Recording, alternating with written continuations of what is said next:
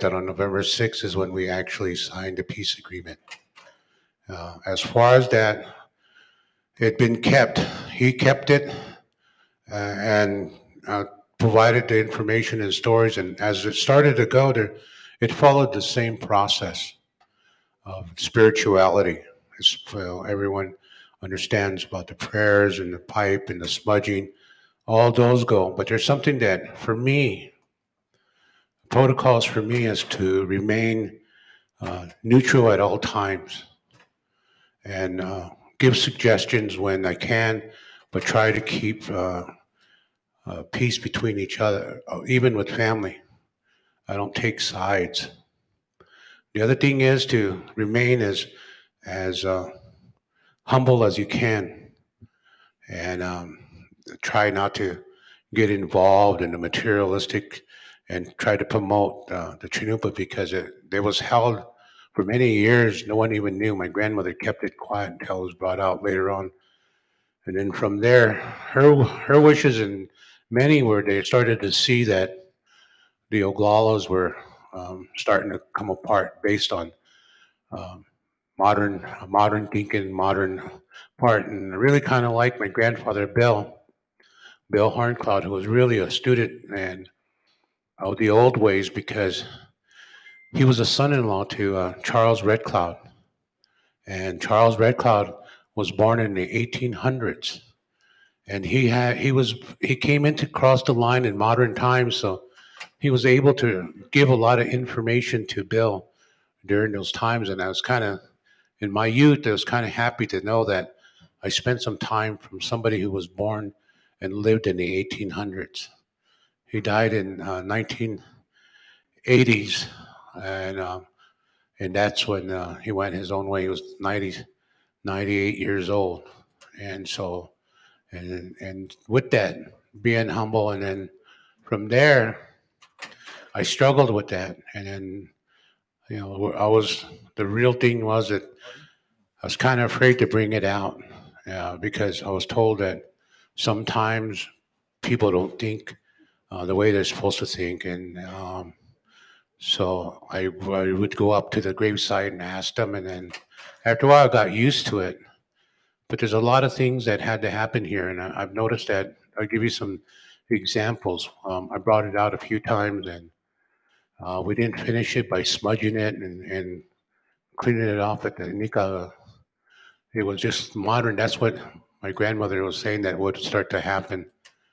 And so I would take the responsibility and get somebody to come, and then we smudge it off and get it ready. And then the Obahi part was supposed to come and talk to me, and some do, and some don't. And so I just kind of go with the modern concept. I said, well, we need to still try to bring the people together.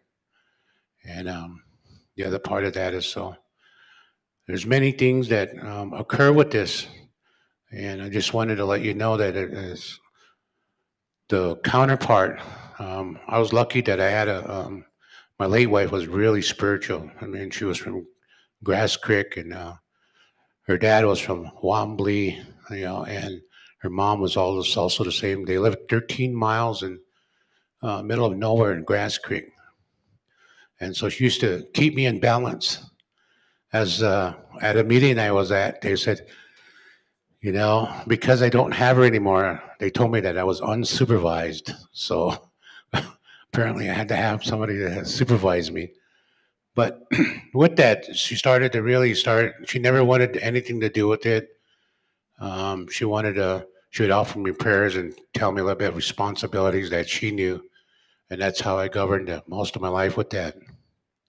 But there's one thing I do know about the Chinupa itself. It takes care of the keeper. And, and illness and when times are hard. So it's really powerful.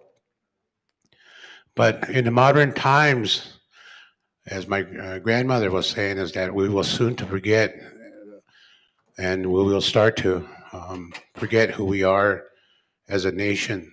And my grandfather was always saying that agreement was made between two nations at that time, and that Chinupa there represents that. And generally people will start to assimilate and get caught up in today's modern times and forget things that will occur.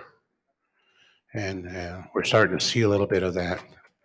But at the same time, our young are starting to pick up. And this is one of the things that I really enjoyed is that my grandfather was always optimistic. He was saying that the young will always start to find something and look for who they are and take the modern part of it because he was a modern thinker. He wanted his grandkids to go to school and come back and participate in society. So just wanted to let you know that, the modern people that are our young kids are picking up things a lot quicker. These are our future. With that, so now I'm 61 winters, and I'm struggling of uh, becoming an older gentleman, as they would say, mature. Because with that maturity, your body starts to ache, and hair starts to fall out, and your teeth start to fall out, and you barely get up in the morning, and then you sometimes you don't even feel your feet, So apparently, it's part of that process. So with that, I wanted to let you know that the Chanupa here is for to bring in a nation together, and that nation is the concept. Everyone was you talk about the 1868 treaty is a piece of paper that was written on with ink. But one of the things that everyone seems to not understand that the military force and the government recognized us as a nation of people. And that nation of people, when they brought us together to sign on that, to agree, they recognized us as that, as a human being nation, the Teton nation. It's not the treaty was made between two nations, groups of people with military force, culture, and values and beliefs. That document is what brings us together. And so it's really interesting to see. And then our modern thinkers, as they would say, the Indian Reorganization Act, individuals look at that document and they put it before them, but they don't really understand that there's a lot more to it. It's to rebuild a nation. And I'm hoping that we those individuals of long that took over on 1934 realized that by neglecting the people that stood there before at the battlefield negotiating peace, that's who they represent. So with that, I leave you, and we're going to be getting ready. I'm going to start the process. I'm going to ask my Kahashi. I didn't even know because I was still struggling with relationships. My Takahashi Richard, he's my cousin, and I didn't. I thought he was always my Lekshi, but he's my Takahashi. So I said, "Oh, hey, this one." You should, and the reason for that is my grandpa Bill Horncloud is his mother's uncle, and so he comes from Wombly, and so that with that I wanted to have maybe my Tashi come up and say a prayer for us, and then we'll begin. Start the agenda. The first ones that will be here. So, Tashi.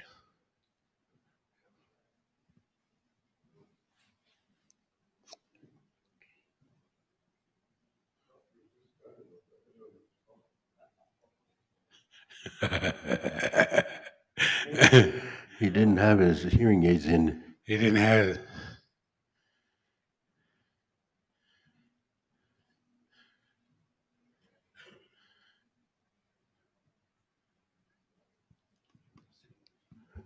Lei Krishna ki olonji yunya in kapo. Ja lähinnäkin ja Juha tuosta on sigalakapi jomakpilo. Niillä on petty chiokpia he. Hieni no abkhas atta hamatsolas litas aketche magaliet. Little sneers. Or the only much I want on near daughter hinners you can little sweet dog. As earlier today, I was talking to Tahanshi Bill, honey, 1970, early 70s. Oglala Ketang, Takuni Tokashnu Kohop, and Katan, we had troubles. Techisoyam, there's a lot of concern. First time we met American Indian movement, Ahi. Oyate Kilila Yokfe, especially my grandpas and I. They were very inspired by a young group of people that went all over.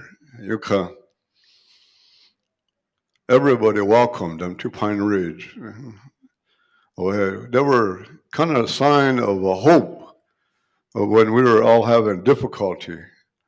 They came and revived our spirit. Lila Oyok, you're coming around 70. Me and my dad woke up one morning and we turned on the TV and here the first thing in the news we saw is American Indian militants occupy Wounded Knee. We got up real quick. And we didn't need to drink coffee. That kind of woke us up. First time I saw Russell and Dennis and all them guys are church. My mom was from Sichangruwian. My mom was always scared. She wasn't home, so we thought she went back to Rosebud. And Russell and Dennis and Clyde and out there Fool's Crow. Wogalaka, TV over there. In the background, we know that was my mom. And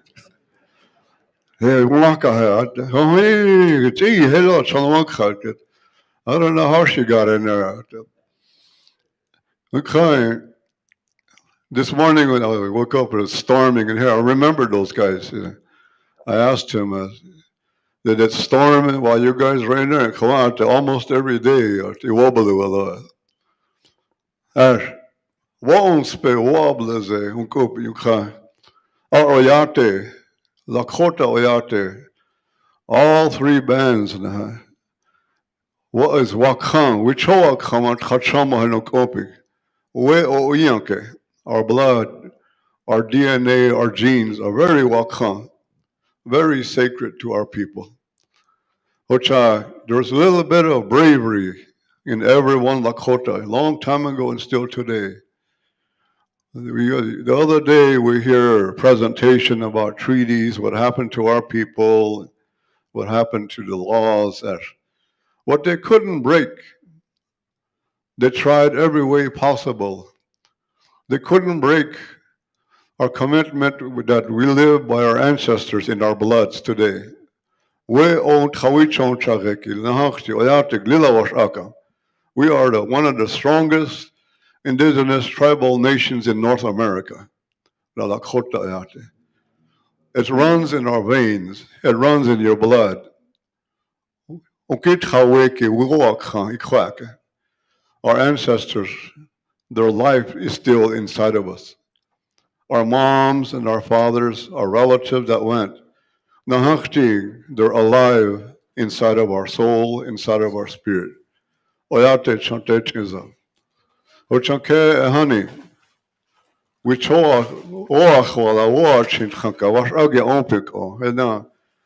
laws of the Chanumpa, it runs in the veins of our people.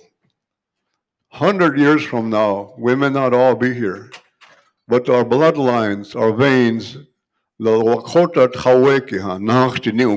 be alive. We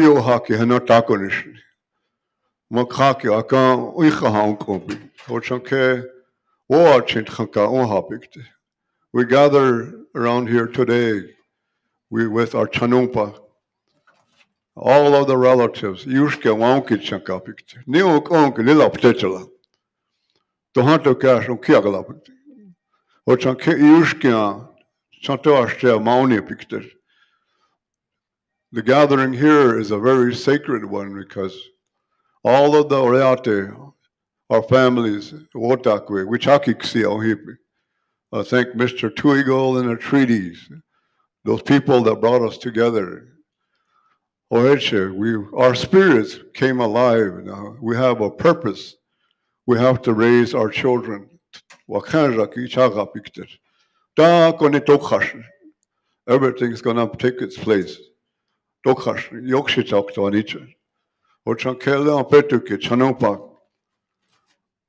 worship on Kagapikte. O Akanthanka, Yehantia, na Iwakavitia, a pinctish.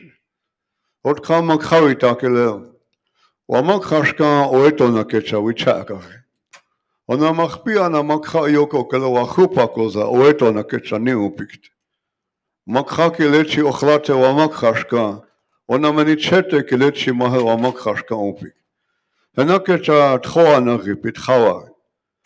Woan shila ampetu keleel. Mitakwe treha ta ahik. O hena hoch ugana taku ichantia shitam, yokshit sit. Oachint chaka, chukashla. Oableze, oaste nitchawar heche. Oyakia pikte. Letant chokata kiat.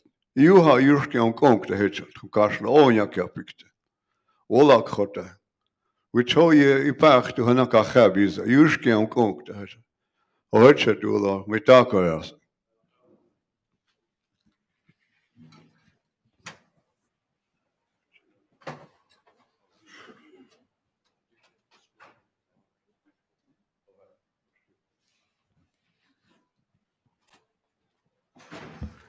Ivan Olange.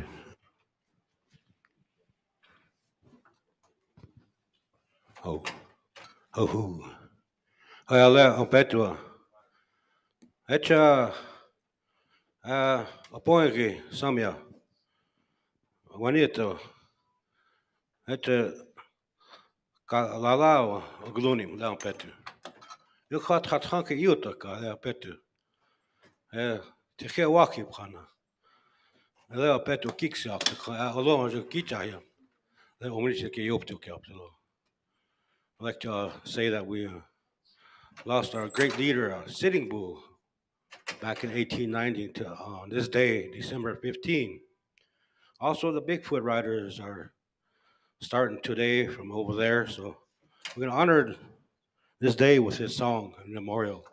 Tathanka Yutaka, Hukai.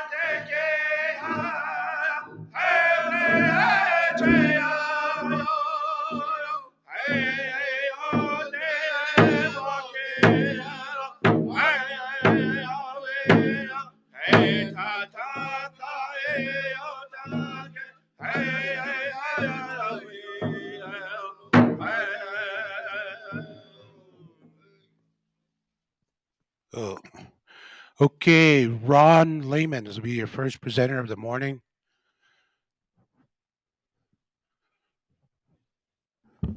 While Ron is making his way to the podium, I want to say a big whoopula to Sitting Bull College Visitor Center, Jen Martell.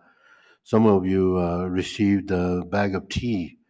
That was a immunity nourishing tea, echinacea, nettles, elderberry, cinnamon, and anise. Some of us needed that this. So a big whoopula to Jennifer Martell for that medicine. Thank you.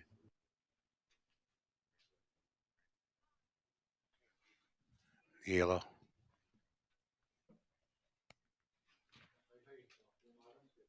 Ron, hold on.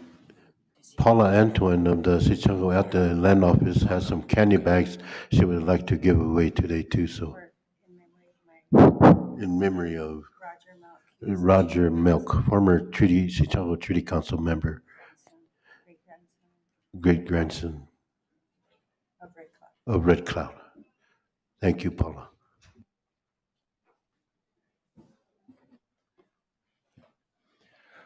Hai noa kumagantek. Tama kahkyo tatam skat now. Na nas kumono ma if misi tsigi iniganestaig asutamatuna. Minao a uspagan egwa mstigoskik minao. Just saying good morning to each and every one.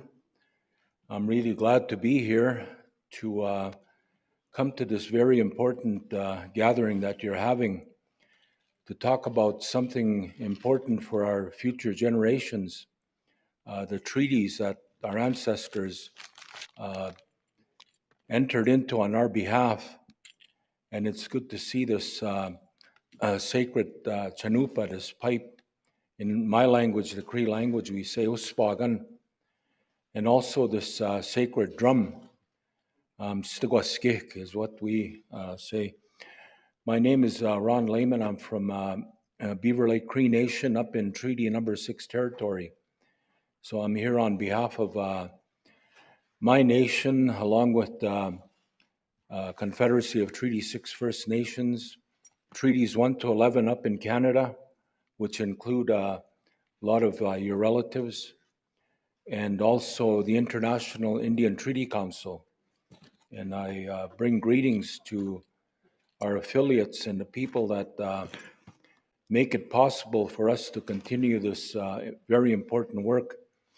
I have a PowerPoint, but I was telling Phil that I'm not going to go through it. I'm going to give him a copy and you could read it at your leisure.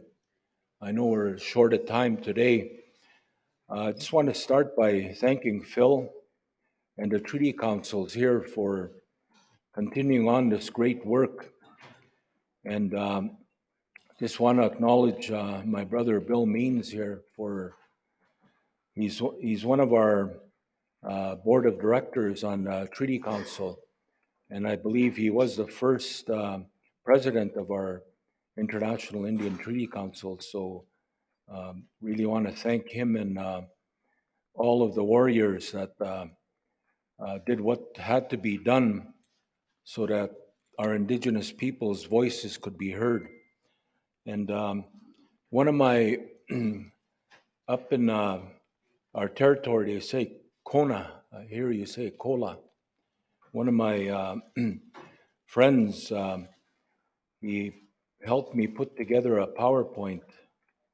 And he's one of the Nakota people that I work with. And we wanted to just share with you some of the work that we're doing. And not going to take too long. Originally, I was supposed to have half an hour, but I have 15 minutes, so I'll try to make the best use of it. Our alliance with Oceti Sakowin goes back quite a ways. Some of your people are up in our territory. The Alexis Nakota Sioux Nation, Paul First Nation, the Assiniboine people in Saskatchewan and Manitoba, the Dakota of Whitecap, Sioux Valley and Wahpeton. Some of them are in our treaty and some are not. Some chose to remain independent. So I just wanted to recognize that the work goes on, whether you're from this part of the country or north of the line where I come from. Our allies are from Treaty 1, Treaty 4, Treaty 6, and Treaty 7. The Mountain Nakota Sioux from Morley, Alberta, which a lot of you know. Over decades, we've worked with a lot of your people, and we did a lot of this work at the United Nations level, and we still continue to do so. And like I said, I'm not going to read all of this. You can go ahead and read it at your own leisure. But I just want to highlight on a couple of things. Our treaty number 6 was concluded at Fort Carlton in August of 1876 and at Fort Pitt in what is now known as Saskatchewan. And the treaty was between the Crown, the Cree, the Dene, Saulteaux, and Nakota Sioux tribes. And years ago, we started bilateral discussions. We went back to what was agreed to in the treaty. We used to have huge treaty gatherings, and we would talk about the treaty, how it's working or not working for the indigenous peoples. And when the incidents happened in 1885, the government of Canada was very afraid to have so many indigenous tribes together. So they sort of scattered us. They now have treaty payments within the different tribes. And this picture here is one of the things that we worked on for quite a few years. And this is the medal of the treaties that were entered into up in our part of the country.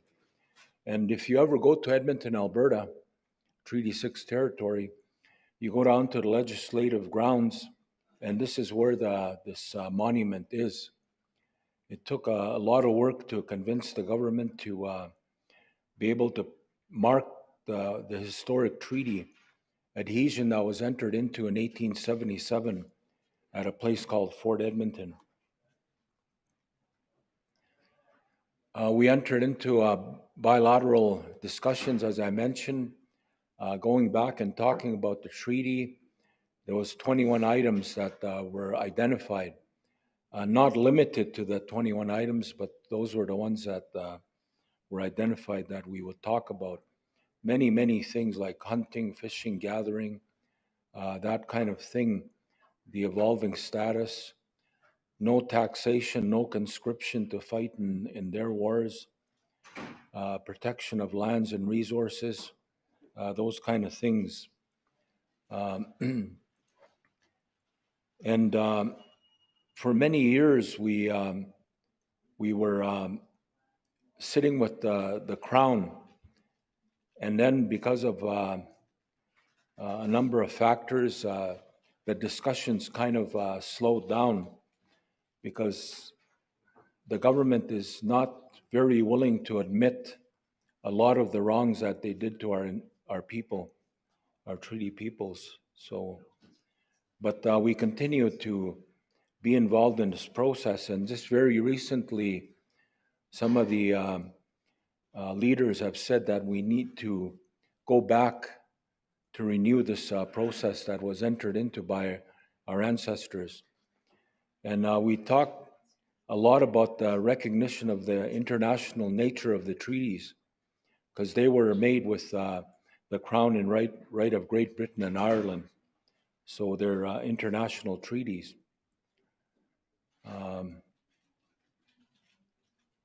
And many things have happened that have really affected the relationship. In 1930, the government of Canada, along with the provinces of Alberta, Saskatchewan, Manitoba, sat down and they put in place this Natural Resources Transfer Agreement, Transfer Act, where without talking to us, they went ahead and transferred all the resources over to the provincial governments, which are similar to the states here. And we're still in a fight over that. A lot of these fraudulent undertakings by the colonizers stem from the old papal bulls that I won't need to talk about, because Stephen was here a couple of times and he did a real good job about talking about those that still continue to affect us. And I was listening the other day about the presentation on the international nature of treaties, and he really hit on the head where we're at today. When we talk about the UN Declaration on the Rights of Indigenous Peoples, most of you here know that the work started in Standing Rock in 1974, and many of the ancestors and elders were there at that time, and they drafted what's called a Declaration of Continuing Independence, and that's where this international work started.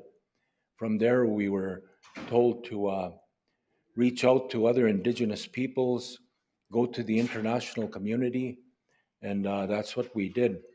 One of my late brothers was at this gathering, although I was not.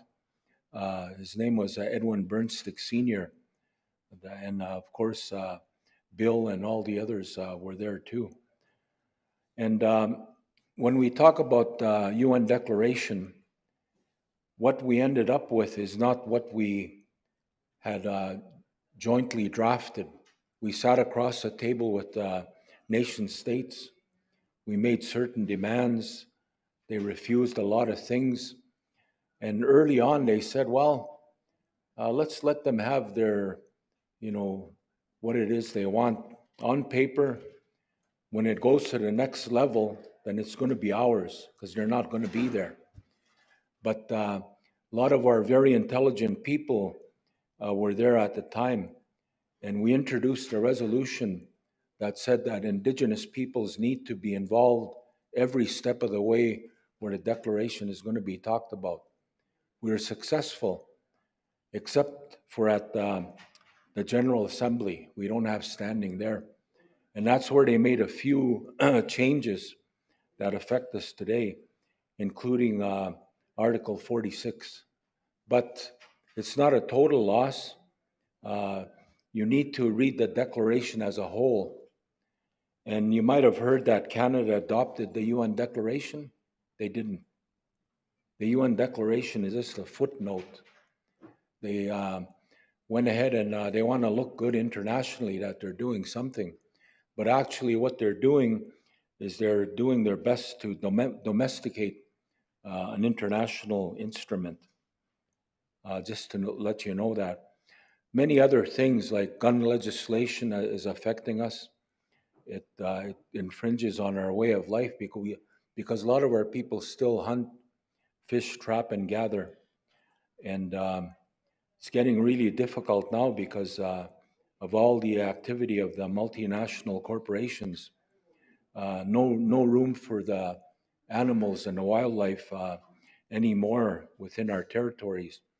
And we have a court case pending on that. And maybe as we move along, I can report to you what happens in that case. And every year we get together as Treaties 1 to 11. And these are quite a few of the nations right across the country, the ones that entered into the treaties, the number of treaties, and talk about a lot of things there. We just went through the pandemic, and we're still somewhat in it. Our ancestors foresaw that something was coming, so they insisted on what they call a famine and pestilence clause, that would be part of the treaty. And it somewhat helped us during this pandemic. They didn't do what they were supposed to do, but at least they made some allowances for us. Many other things like child welfare issues that you all know about.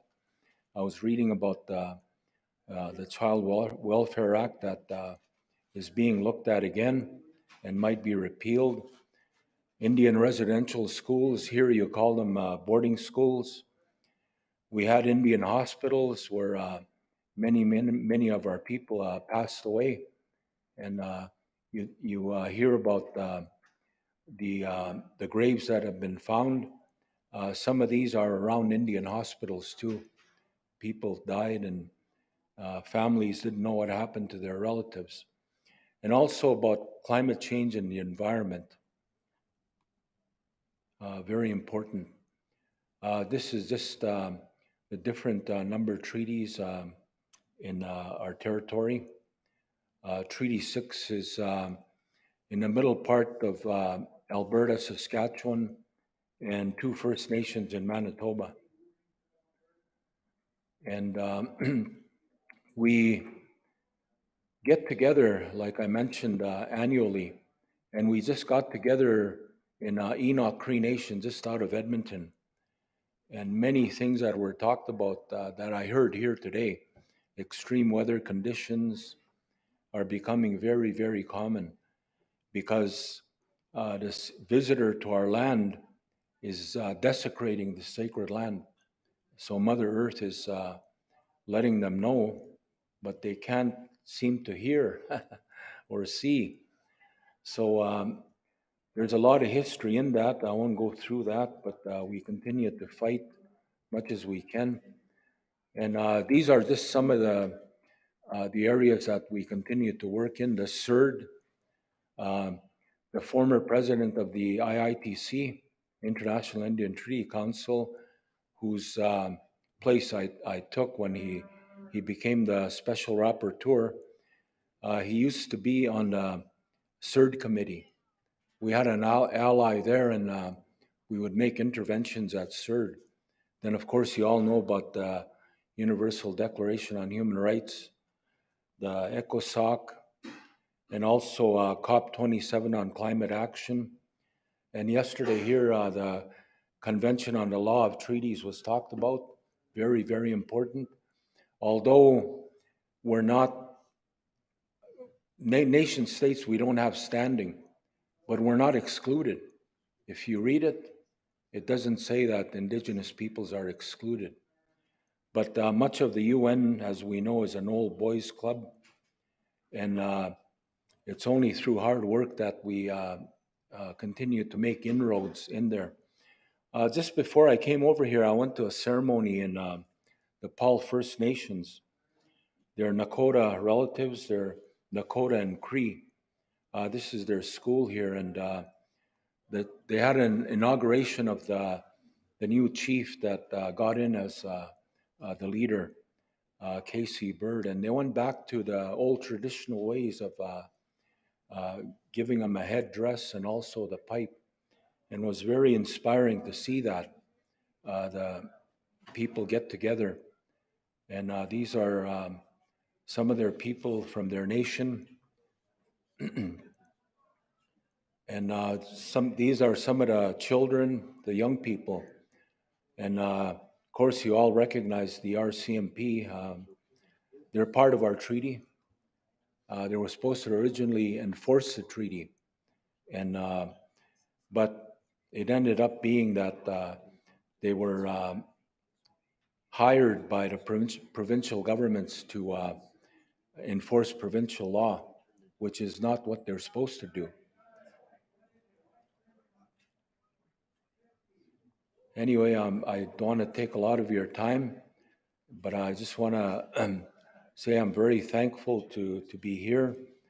And I know that Phil mentioned to you that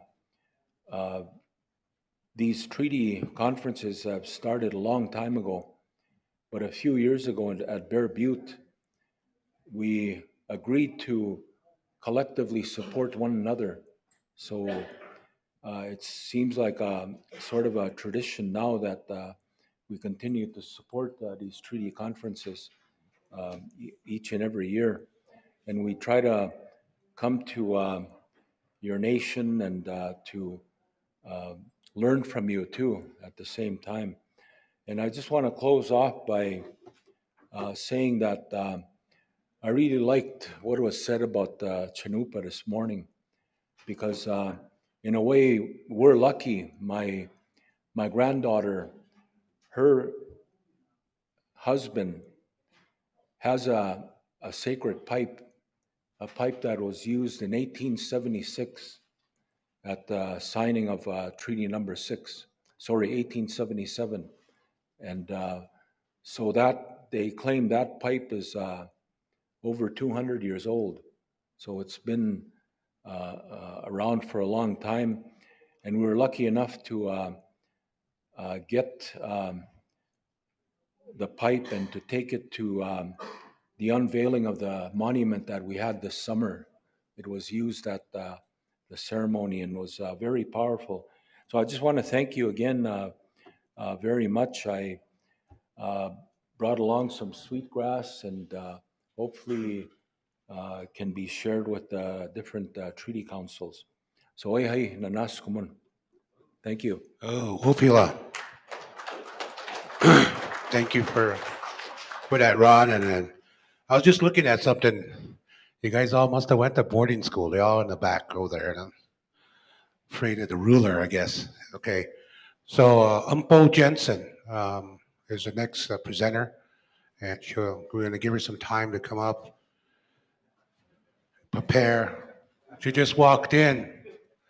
So, She literally just walked in the building. yeah, she knew it.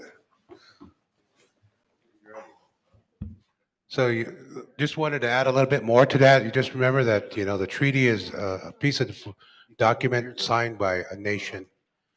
And we need to remember that as human beings.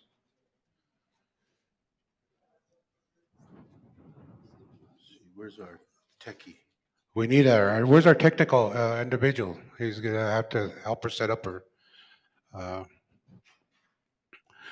As they're waiting, I just wanted to, mention that everyone that represents a band of Tichwa need to start setting up a treaty meeting so that we can all come to each of the areas and uh, start to meet with each other. And But it's gotta be. what's difficult for us is we're all, in the Skawachasha language and concept, we're all decentralized. So it's very difficult for all of us to come together. But what Phil's idea of actually bringing the treaty office in each of the bands, that will start to unify at least the information and communication between us, so we can all start really identifying what we're going to do in legislative, both state, federal, and within the homeland itself. So those that are out there, please, start lobbying and getting your the bands, the tribes, whatever you want to define them as, to get the treaty office start to put together. I think it'd be really important for us to start communicating with each other, and that's the part that's really important. Let's see. Oh, yeah, you're right. Also, on the questioning and answering, we're gonna have it a little bit later, but we're gonna move around again. Phil wanted me to mention that anyone that was from yesterday that was a presenter, could you please come up and sign up over here if you wanted some time. There.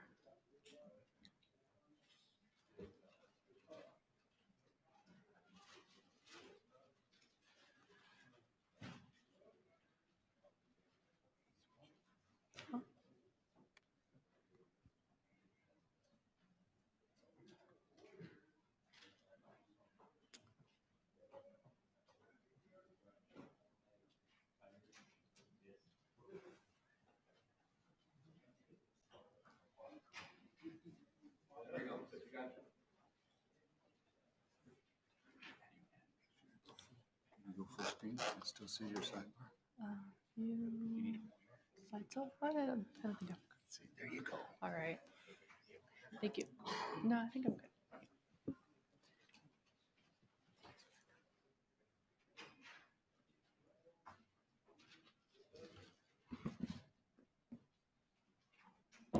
Hi hani washte, chante washte na pe chuzape, ambo troi machapi, na kyuksa tiosh bay mantahan, na wazi yahaha elwati.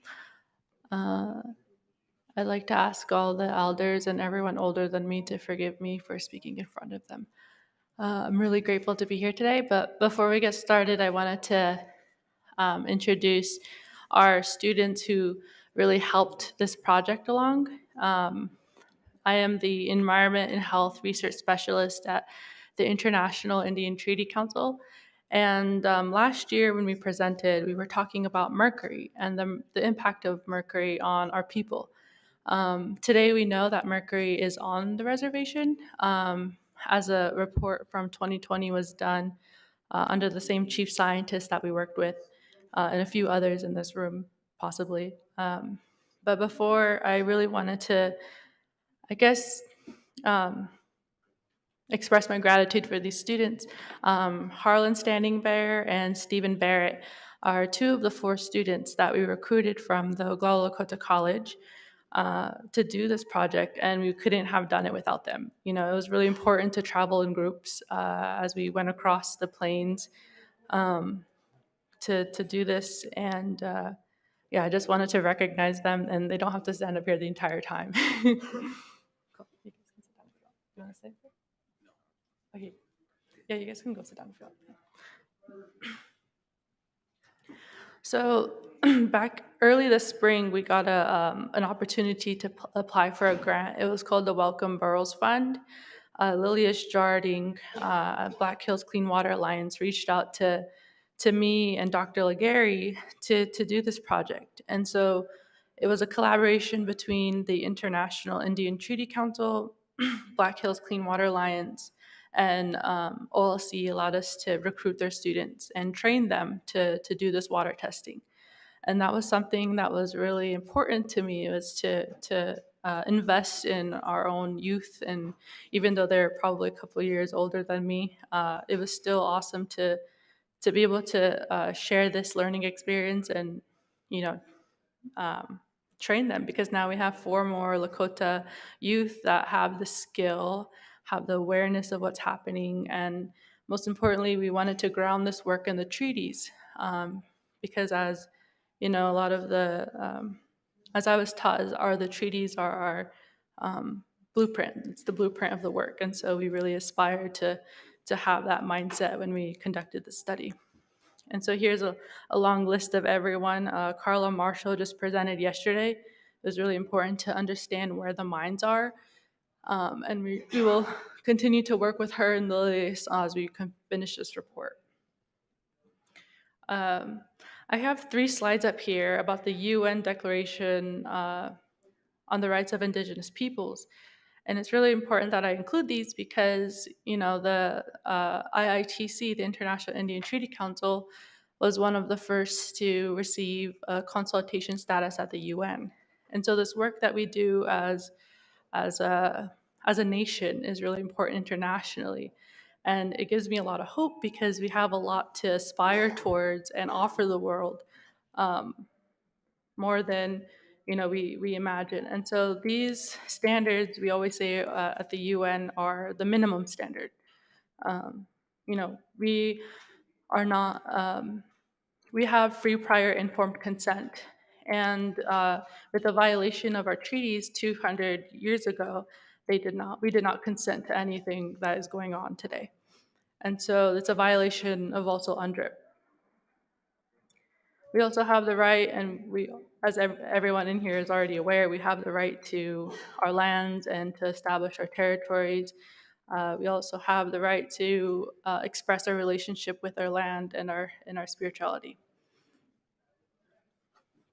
So the Homestake Gold Mine was one of the largest mines in the Black Hills.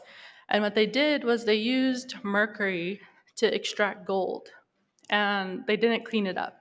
So Carla Marshall yesterday, she reminded everyone that there has been over 1,300 mines that are unreclaimed. 96% of them are unreclaimed. And so where did the mercury go?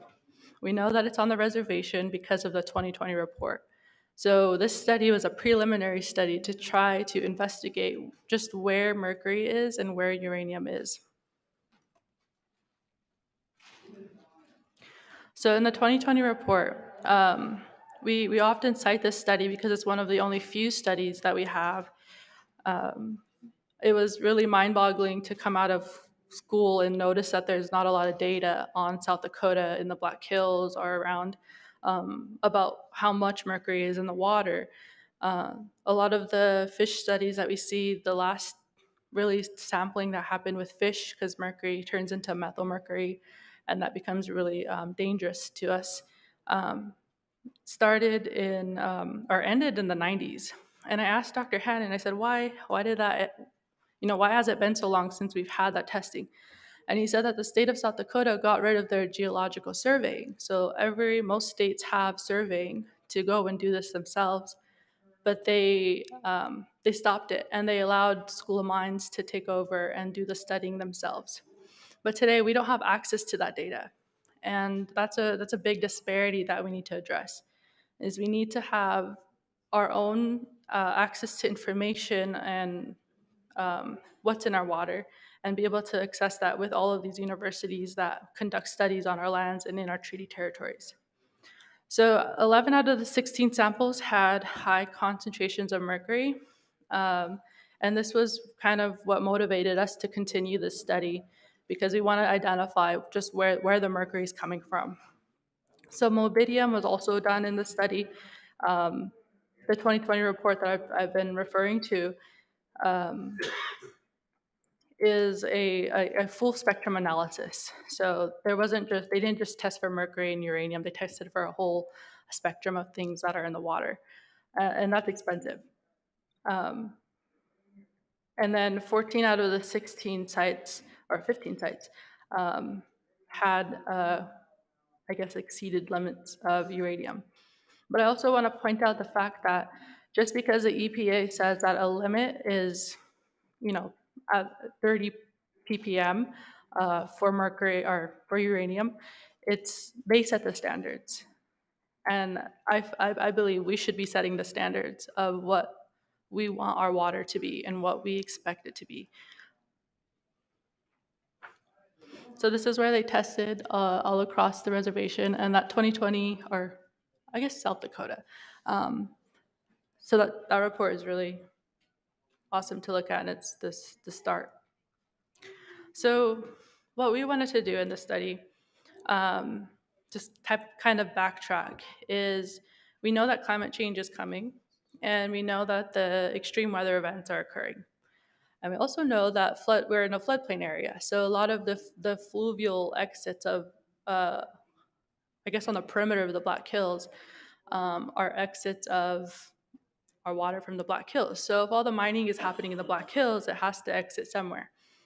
And so we're thinking that with the increased floodplain or floods, they are going to carry the sediment downstream, and then also the current contamination in the water downstream to the reservation and down or through the watershed. So it was really important to kind of investigate the perimeter of that. And so we know that it's going to come towards higher populations of people. And today there are no specific studies that really examined, the threat of those contaminations and extreme flooding. So our objectives in the study were to understand the sediment and the stratigraphy, and I'll explain kind of how we did that and what the students did to accomplish that. But then we also wanted to sample and analyze the water in 3 different, I guess, fashions. One of them was water contamination, sediment, and soils. So this was really awesome to do, was to send out a flyer. I sent out this flyer kind of, I guess, late in the year, requesting students to come and apply. So we sent out the flyer. They expressed interest, and I accepted them immediately. I said, if you want to do this, then that's enough for me. We trained them. We took 2 days to train them on testing water. We also took a couple of days before that to kind of explain and ground the work in the treaties. And then we also did our on-site testing and our training. And a lot of the students were, by the last 2 days, we were really on it. We were able to go really quickly. And one of the students is drawing something, and she's taking sketches of where we are, because those sketches are really important to understand the characterization of the riverbeds. So this is a map that I used for time purposes. I used Google to log in our locations and our coordinates. Um, and we went to 13. We originally wanted to do 14 sites, but we were only able to do 13 because one of the creeks that we aspired to test was destroyed by development. So it was no longer a fluvial exit. And I think that's really interesting too, because we talk about the treaties, and if a river or a creek is completely destroyed, that's also a violation. So we sent the data off to Mid-Continent Labs. We originally wanted to do it to send it off to South Dakota, and it was going to take like 5 to 6 hours to drive there. It was totally possible. They have the full spectrum analysis testing there, but we really wanted to just keep the project moving. And I think that's something that was really important to us, was we have to start somewhere. We need to start now because time is of essence. So what we did was we asked Mid-Continent Labs to take to work with us, and they did. And so we had like a cost estimation. We were able to get the results about 2 weeks after we finished testing, and here they are. And I put them up here just so everyone can see them. Um, so here's the 13 creeks that we tested um, all along the perimeter. So the mercury concentration, we tested for water, and this is the water sampling. They're all below, I suppose, the detection rate, which is good news because there's no present current threat in those creeks at that time. And mind you, this is a snapshot. It's not the whole picture. But the green is where the creeks are dry. So that's 4 creeks that are completely dry. It's unclear as to why they are, but they are. So there was no water to sample them in. But if we look at Cheyenne River, and I do believe a couple people have mentioned this yesterday, was Cheyenne River was expected to have high uranium and high mercury. Here, the EPA limit 20 years ago in the 90s was 20 or 0.02 ppm. But here it exceeds that, and then they rose that limit to 0.3. So technically, by that standard, it's reaching it. But I highlighted that because I want us to continue to go and test it and get a fuller picture. And then the uranium. Yesterday there was, yeah, okay. So this is just a map that I used in Google to kind of highlight where the dry creeks are. So the way I kind of express to the students how we want to think about this is, like, we know it's the heart. We kind of want to look at it as though we're looking at the veins of the heart. And so we're just kind of trying to identify what's going on. So here's kind of I guess, a diagnosis. This is where the dry creeks are. And then in the yellow is where the Cheyenne River, where the highest contamination level for water is. Here's the concentration in sediment. So sediment is a little bit different than water. They're higher because they hold mercury and uranium. But they also have the potential to travel very, very quickly. So that's why they're we use it to analyze the flash flood threat. Because the sediment and all the soils that exist there are of past contamination or past concentrations of mercury. So here we have the ppm of mercury, and then again, Whitewood Creek, we weren't able to get sediment there because the ground was too hard. And then, so that's one limitation.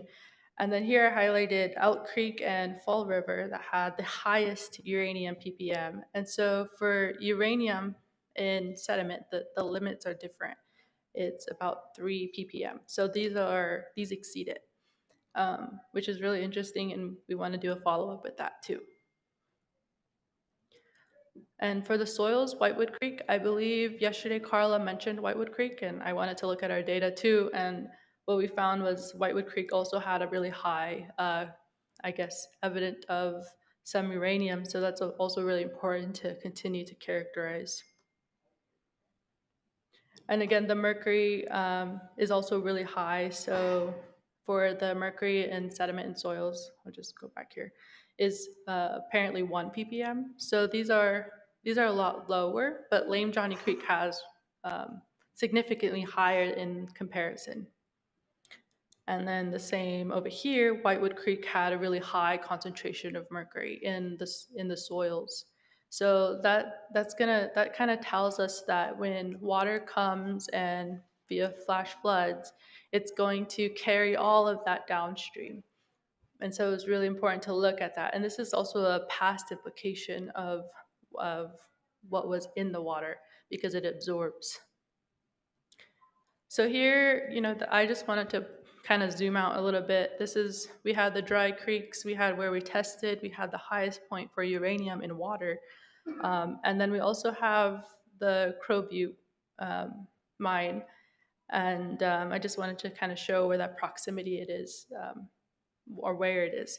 And then we have the reservation. So we know that it's on the reservation or it's been in that study.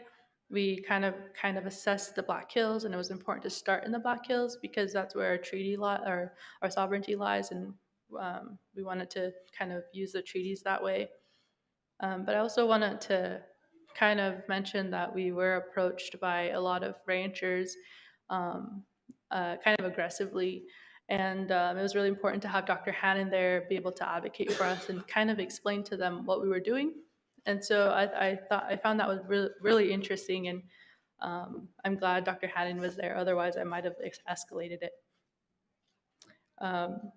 And here's just a picture of the watershed to kind of see that highlight that we hit at least all of the fluvial exits and the watershed points.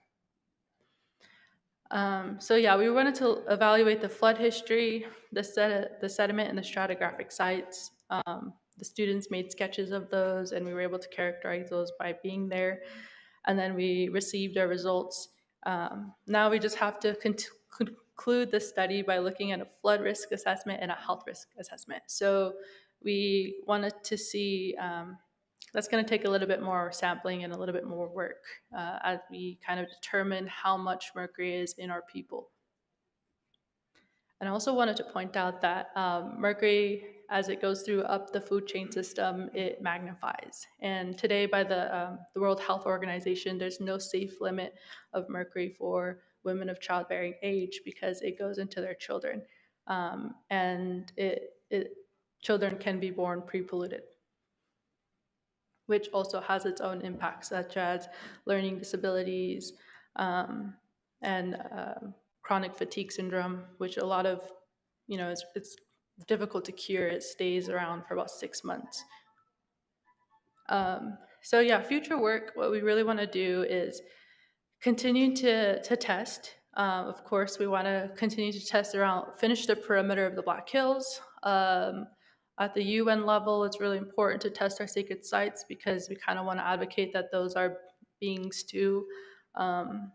And we want to protect those. We also want to follow up on the 2020 study and test the different areas that were in that report. Shine River, we want to follow up with that. We also want to change labs. I think that's really important to change labs for this study. I'm a little suspicious, that's why. We also want to investigate tributaries in ranching areas, and future work would include testing in the spring when the water tables are at different levels and compare that. So when I got the results and I wanted to map this, I kind of wanted to use R, which is a programming method to map this myself. It was difficult because there are barriers to that with with Google. They charge you actually. And so I was unable to map that, but it'd be really cool to do our own mapping and map it without Google. And to kind of set precedent that way, because we should be able to have full, I guess, sovereignty over mapping. And I look forward to using free and open source software to do that.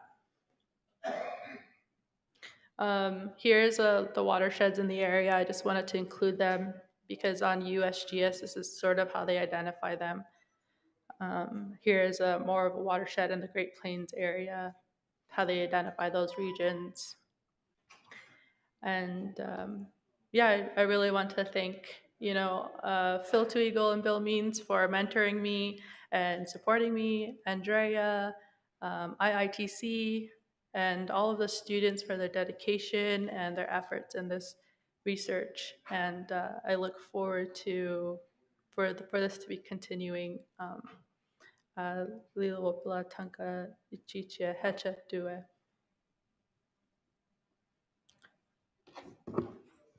Okay. Yes, we have questions. Can you just explain a little bit more about your suspicion regarding the labs and in anything specifically that happened, or if it's just a pattern over time? No, it was our first time using that lab, and I feel like my only suspicion may be because of their political affiliation, but that's all. Yeah. I just wanted to, we're going to be moving along real quick, so keep your questions real short. Mic check. Bryce Indu with the Cheyenne River Sioux Tribe, Tribal Council, and also Treaty Council since 1996. It's really critical for our people to own the data. We got 9 tribes here in South Dakota, and we're divided, and we're conquered. We're still winners, though. I hope the Teton can pull together as a decision-making body like these IRA governments. They're limited into the reservations, but from the summits to the Bighorn to the east bank of the Mississippi, the water that comes, all the headwaters that come into the Minnesota, there's really big concerns on water quality, and yet we're floundering with these tribal governments, and we're not really getting the bang for the buck, and we're not really getting the decisions on these critical issues. There's a percentage of lithium, this lithium that they're mining, I guess, with the mercury and I'm not even pronouncing it right, that the mining that's going on right now for these electric cars, lithium. I heard that it's kind of also has some toxins in it too. And I see that Joseph Archetta is on the agenda here, the Native Biodata Consortium. They can test land, air, water, blood, and his point to the governments, tribal governments, is you have to own the data. You have to exercise your jurisdiction and sovereignty over your blood, your land, your air, your water. And I'm glad that this is what we're pushing on these IRA governments is our members need training, man, right now, just like in the military. You come off the block and you go into the military, they train you. That's what we should be doing. We should be training every community members on these critical issues and take it to the United Nations under that permanent forum. Youth delegation at the United Nations is 15 to 24. We should be targeting that age group in the schools, even in public schools on our land. I talk IRA, so it's only the 1889 Act that limits us. And then we're talking about treaty territory, yet we don't have a decision-making body. We have the leadership, but we're not together saying, this is what's going to happen. Like they used to meet at Bear Butte. My great-grandfather at Bear Butte said, what are we going to do with them? I Bryce, still got that same question. do you have a question for her? Yeah, on the lithium. if they could, I guess the lithium would be the issue because I guess there's no more permits. They opened the whole Black Hills up to lithium mining. And how big is that mining? And they're talking about pretty big operations that are going to be going on that are going to threaten the water. We have the purest water on the planet right here underneath the Black Hills. That's what's being threatened. So it's a critical issue, and I'm glad that you're taking this on. I'm glad you mentioned the unit drip, because if you talk to tribal governments, the unit drip, they probably didn't even read it. Ramalo. One of the things I wanted to make sure that you asked a direct question of the presenter. Um, you know, I want to emphasize that our young people are starting to get involved in a lot of the science. They're actually learning the language and they're learning their skills. It's it's the Tetuan Nation needs to get behind them, and we need to start supporting them and becoming advisors for them because in their world, we don't support them, then they get barraged by their world and their Thank you, support. So, Ampo. thank you very much, Ampo. The next presenter will be Jessica Two Eagles Tokala Inagio Mentoring. Could you please come up? If you need to email a question to Ampo, send it to me and I forward to her. Yep. Or grab her while she's here. Have a visit with her. Mitakepi, we really need to think about creating our own laboratory, so keep that in your mind. Talk about putting Oceti Sakowin lab somewhere. You need technical?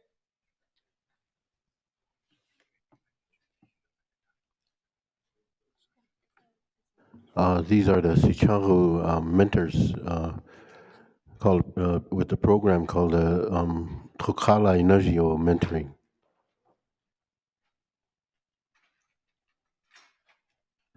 And it looks like they're going to sing some Christmas carols. No, I'm just kidding. You guys ready?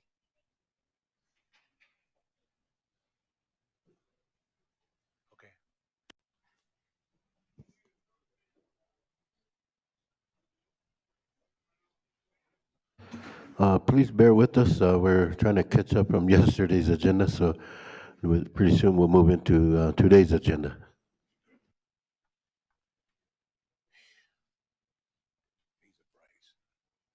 are Bryce. Any more? Any more? Any more? What's next?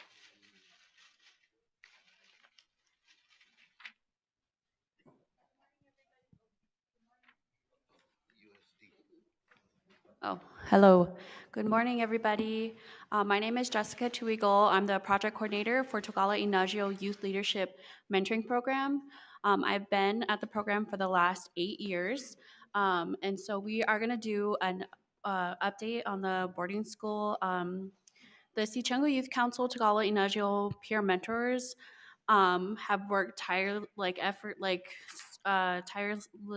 to bring back our Carlisle relatives, our Rosebud relatives buried at Carlisle for the last, I think, since like 2015. And so last year we were able to bring back our 9 relatives. And so we're just going to be giving an update. And if you guys have any questions, I'll just go ahead and let the youth mentors, Sichango Youth Council members introduce themselves.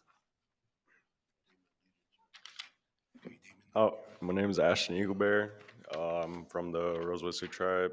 My grandparents are Russell Eaglebear and Marcita Eaglebear.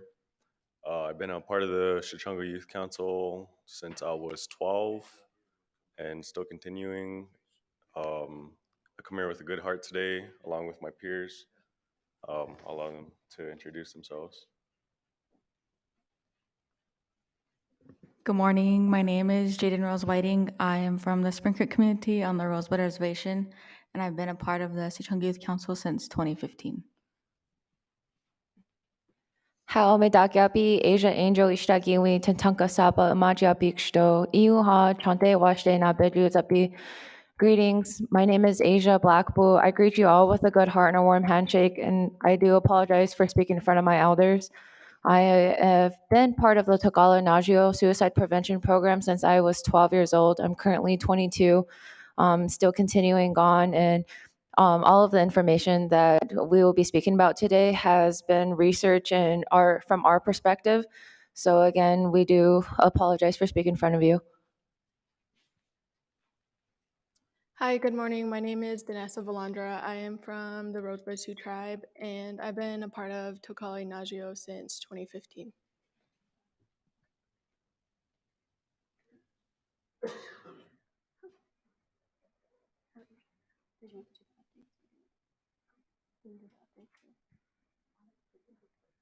Okay.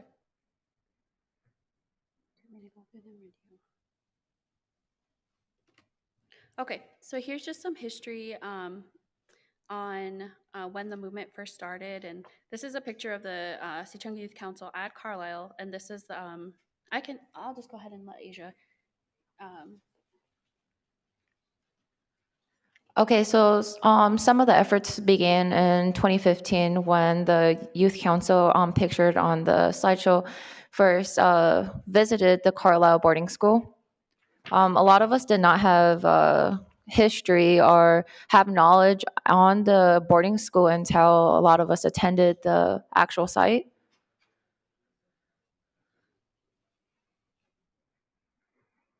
When the members went to our Sichunga Youth Council had attended the Carlisle boarding school, a question had arisen from one of our youth council members, Cindy Horslooking, and she wanted to know, we had to present on the whole trip at Carlisle to our tribal members because they helped funded the trip and give knowledge on what we have learned, because the whole meaning for the trip at Carlisle was for a unity conference.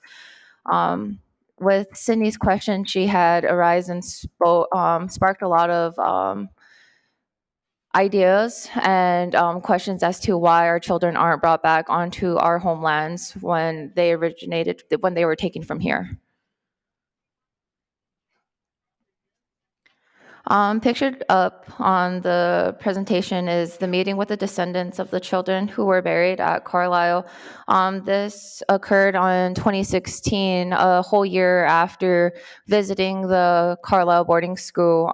We had a government-to-government meeting, and we got to sit in on others who had given efforts to bring home their children from the Carlisle boarding school.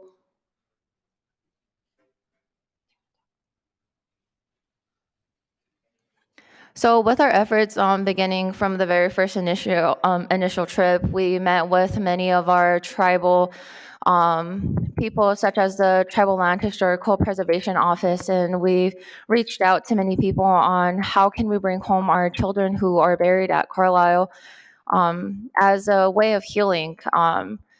Like I said, all of this research is from our perspective as the upcoming generation. We are able to speak on a lot of your guys' experiences when it comes to boarding schools, but we are here to continue to tell the truth to our future generations that our government tried to mask and cover and not educate us in our black and white text in school. So as a collaboration of our youth council, we came together to learn this so we can educate ourselves and our other peers on the reservation. As we began to educate ourselves, we started to go and travel around the other reservations and to spread awareness and to let them know that we're trying to bring home our children and trying to get everyone involved as much as possible. Finally, last year, it was such a long journey, many years to finally get to where we were able to bring home our children. I'm sure a lot of you have read in the news or also attended and stood with us to bring home our children. Here are some pictures that we have collected. On the bottom right, you can see the females in the orange skirts. Also, they're all part of the Sichunga Youth Council. We were able to honor our relatives in a good way and as respectable as possible. We got to meet with our medicine men to make sure we did the proper protocols in order and to bring in home our children.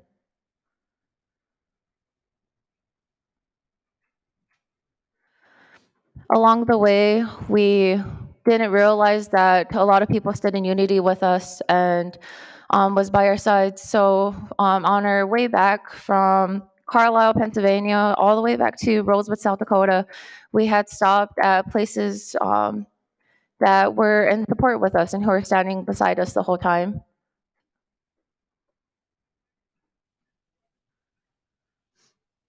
Here are more pictures of everyone coming together.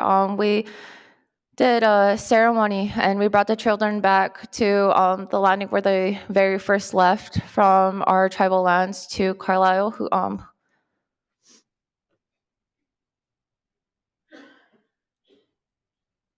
Here are some pictures of the ceremony that we did to honor our children so we can lay them back onto our homelands. 4 of them were taken by their relatives and they did their own private ceremonies for them. Oh, 3. Correction, sorry, 3 of them. Here are more pictures. We laid the rest of our relatives at the veteran cemetery.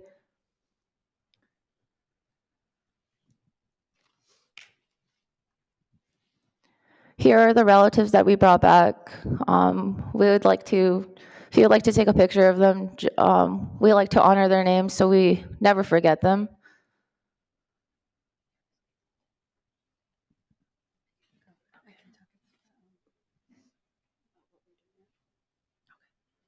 Oh, sorry.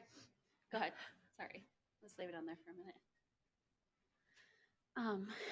And so just a reminder, through the whole process, everything was done in ceremony, and it was such a spiritual journey for all of us, and a lot of people, and it sparked.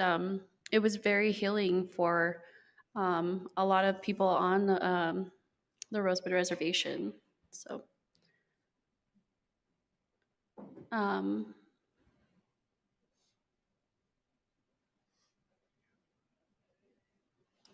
Okay. So just an update on where we're at now. So on Thursday, July 14th, we had a memorial at the treatment center, and boarding school survivors were invited to come and just to be there and just in memory of their kids. And we had 9 teepees set up in their honor with their names and had a dinner. I think it was probably from like 8 to 3. It was a very good turnout. Just very healing journey. And then so on the so July 14th was designated as Tiata Glipi Ampetu Day, so as a tribal holiday in Rosebud. There and then there's just pictures of the teepees that were set up. And then a nipi was offered that day as well, just all day around the clock too. And we invited our spiritual leaders too. Sorry. I can email this out too, some of the pictures if you guys would like. And then the runners, we had runners. So the day that we brought our relatives back, runners ran from Whetstone all the way to the veterans cemetery. Yep. And so on the memorial, they ran from the veterans cemetery to the alcohol treatment program. They started at sunrise. And I think they got there about 10 a.m. And then here pictured is boarding school survivors.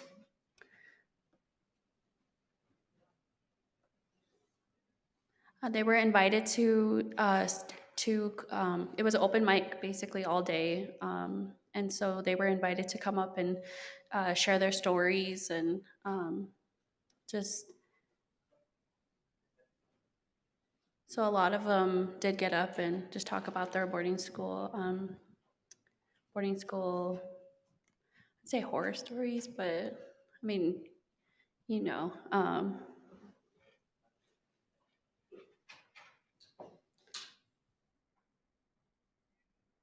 so going forward, the youth are still presenting. They went out for Orange Shirt Day. They were invited to a couple places that day, so they were just on the go. First at like mostly in the schools. So they were in St. Francis Indian School, then they traveled to Eagle Butte. And just to talk about, bring awareness. And this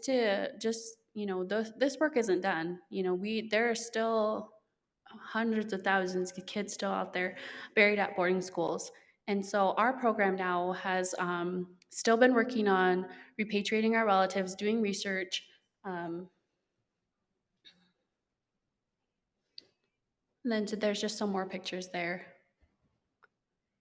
And just recently, Deb Holland came to Rosebud on October 16th just to hear testimonies from boarding school survivors. I'm not sure what her next stop was, but I know that she had went to Oklahoma before that. Um, and then we've been working with the Rapid City Boarding School Memorial. They have a whole committee up here. They have weekly meetings.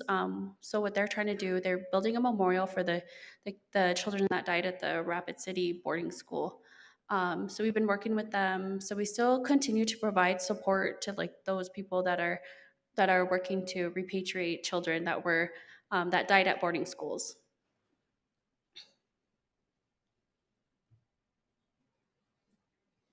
And they were invited to read the names of the Rapid City relatives who died at the boarding school. And so a lot of the research that we do is just finding out which relatives are from Rosebud, getting their names, trying to find who their family members were. And then Deb Holland came on October 15th.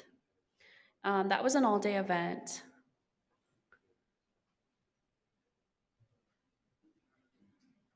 And so these binders here pictured, so we created binders for all of the boarding schools in South Dakota that we have a list of. How many are there? There's 30 of them. And then there are even some that we are having trouble with, that there might be more. And sometimes their names are a little bit different. But basically, these binders have the names of the boarding schools. And then the youth have been researching like how many children went there, what are their ages, where are they from, and then just information on the boarding schools.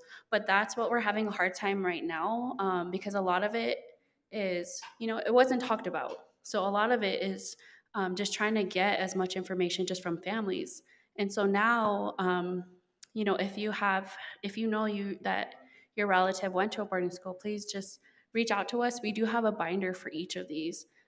So during the Deb Holland visit, a lot of the boarding school survivors were like, oh, my grandma attended this or my mom attended this. And just a lot of it isn't known just because of like the records. Like, of course, there were no good records kept. And then the older, like the further back you go, just because of like the name changes and just the lack of information kept on children, you just don't know. So right now, those are pictures from October 15th.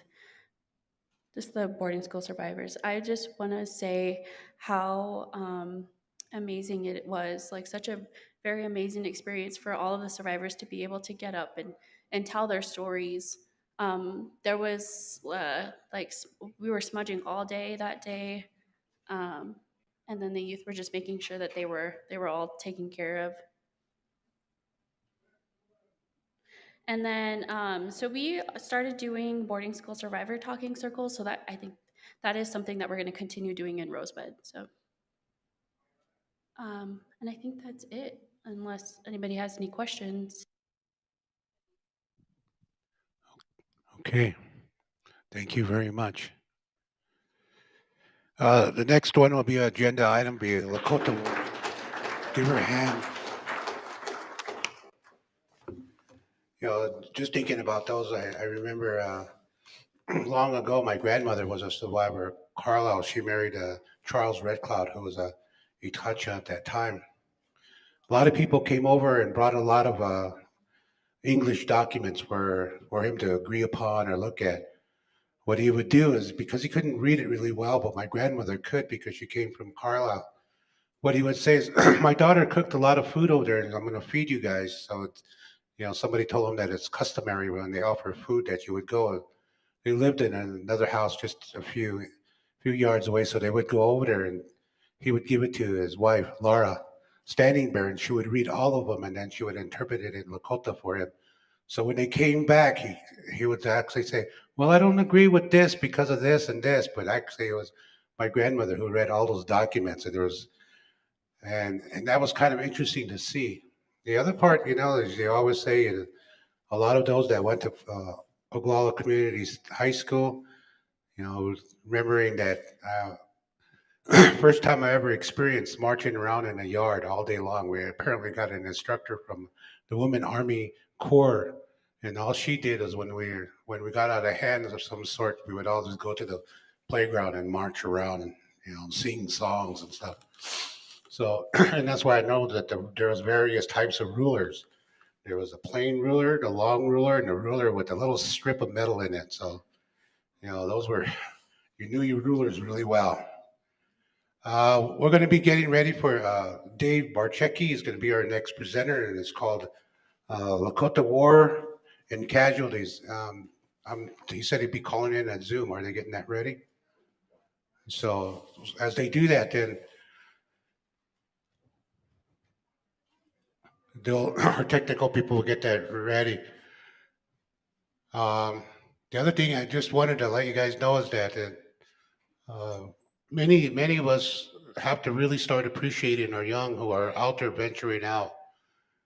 They are going to be our ones to rewrite our narrative, as they would say, tell our stories from our perspective, and that they face a lot of precedents. A lot of people have before us have made really broad and defined statements about our people, and when you counter that, they don't really. They go back to the first statement that was made by a leading instructor, a professor. So our young people have a lot of a hard way to climb up. No, I don't hear him at all. Can our technical people? Okay. Dave, can you hear us? You're muted. Muted. Okay, can everybody hear me? Yeah.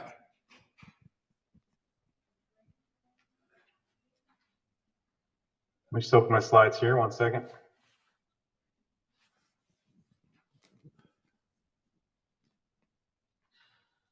Okay, is everybody able to see my screen?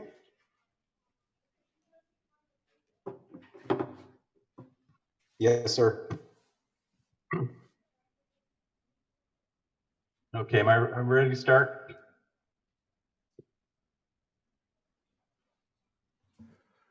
Can you hear us? Yep. Okay, you're on. Okay. Well, thank you, everybody. I really am honored to be presenting here again today. This time it's on some work we're doing on mapping what's called the Indian Wars Casualty Database. And this is part of a project we're doing with our native, as Village Earth is the organization I work with, and the Native Lands Information System, and our website at nativeland.info. And we're trying to compile a lot of this historical data, and it's being used to, well, we're hoping it'll be used to verify treaty boundaries and historical accountings of past injustices by settlers, and a lot of other uses. Joseph Robertson's supposed to present after me. I'm supposed to just present this really quickly, and then Joseph's going to talk about how he's using it to better understand the 1851 treaty boundaries and other treaties that he's really tightening up the mapping for. So let me just present this data here. So that, let me get to the next slide here. So this is a data set that we came across in this journal article by Colin Gillespie from Newcastle University. And it's a data set that's been sort of added to over the years, and it's drawn from a number of books, which I'll talk about shortly. This article came out in 2017, and basically he's looking at trying to quantify it. So what we've done, the great thing is what they've done is they've put it into a spreadsheet. So they've taken all these books.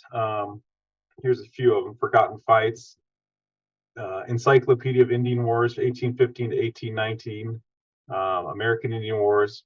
And so taking all these narrative descriptions of battles, massacres, incidents, skirmishes, and so we've taken what they've developed. So they've taken taken all these narrative accounts and put it into a spreadsheet, and then we've taken that and tried to map as many of them as we could.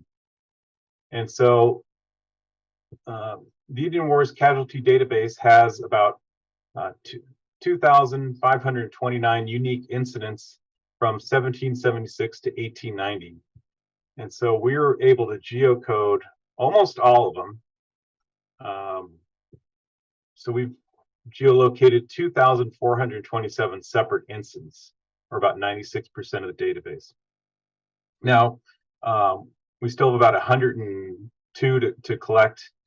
And so we are, if anybody has specific knowledge or, as a historian, that's one thing. I definitely don't claim to be an expert on Indian wars or settler wars or any of these incidents. We're just trying to make this data more accessible to researchers like Joseph and yourself. And so if you have any questions about the specific battles, I can't speak too much about it. We've basically taken just the data that was presented in the data set. So I can't attest to the quality of the number of casualties or the locations. We've tried to make them as best we could. A lot of them are pretty sparse in how they describe the locations, but we try to at least pin it down to the nearest county. But a lot of times it can be pretty accurate. A lot of times they're like on stream intersections or near towns or whatnot. So a lot of times they'll say, 20 miles outside of this town or 5 miles from this creek. So we did our best to map them out. So what we also did is, next slide here. So we put we tallied up the total casualties. So the database divides casualties by native casualties and white casualties, settler casualties. So here's just a list by state. South Dakota it's not listed separately. It's called Dakota Territories, and so that's the one I have an arrow on. So the total number of casualties, Native American casualties, is 802 in South Dakota. You can see Arizona and Texas and Alabama are at the top there.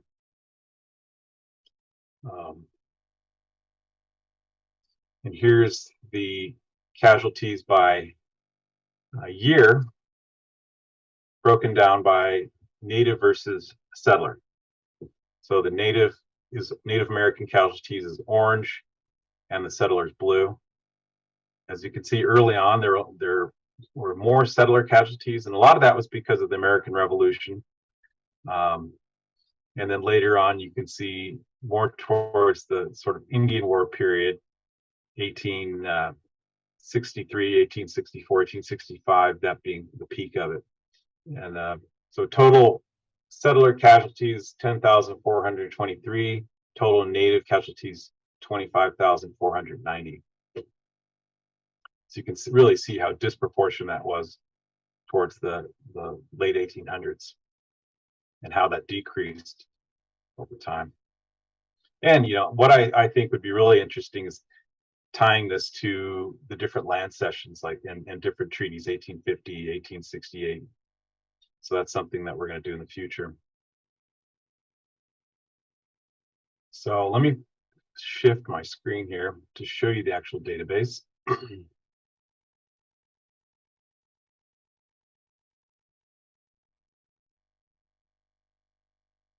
So is that, hopefully that's not taking up or that's large enough on the screen for people to see. Let me see if I can zoom that in at all.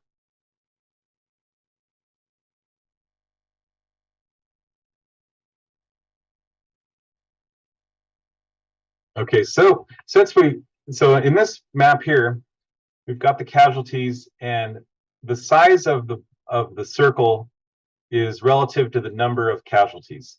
So in blue, here's the number of non-native casualties or settler casualties. David, In orange, David, yeah. we don't see the map. Are you able to see that? Ah, okay. Let me make sure I share that. Okay, you see it now? Yes. Okay. So here you can see those incidences. So this is from 1776 to 1890, and the circles indicate the size of the circle indicates the number of casualties. So blue indicates the number of settler casualties. Orange is the number of native casualties. And so with this, we're able to animate it over time. So if I can go back and we can basically look at any year.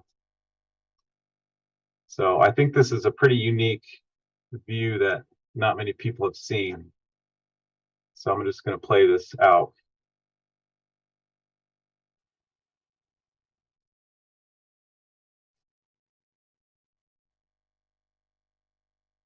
So you can see up in the top left, the date changes.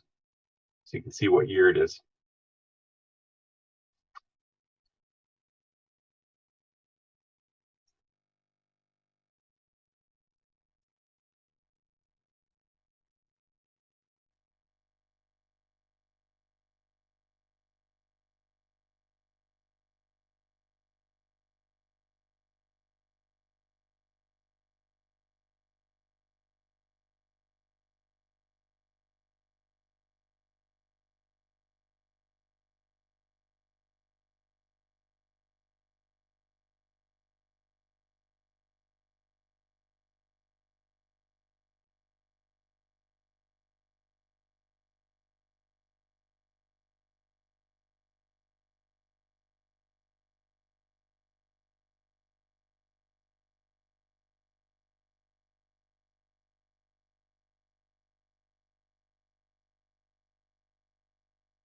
So here we get coming into the gold rush.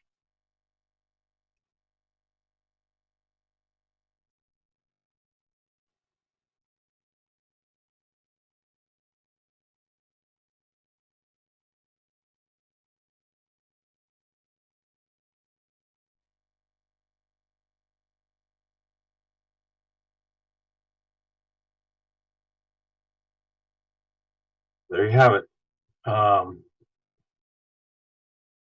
The great thing is now that we have this, we can, we can query it. We can filter by state, filter by county even. Let me just zoom into this area. So here's South Dakota, Wounded Knee. Just go back a little bit. You can see that over time.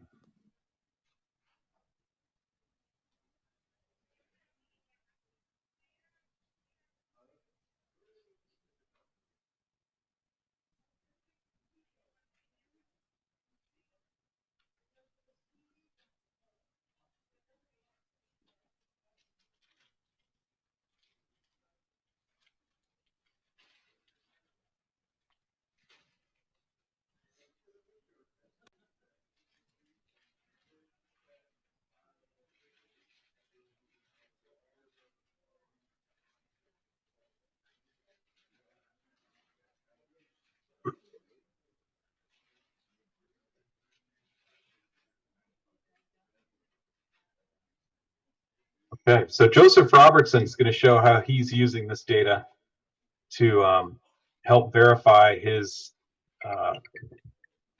more accounting of the 1850 treaty and other Royce sessions that aren't very accurate, and he's trying to tighten those up based off the language of the treaties. But before I move on, does anybody have any questions about this data set?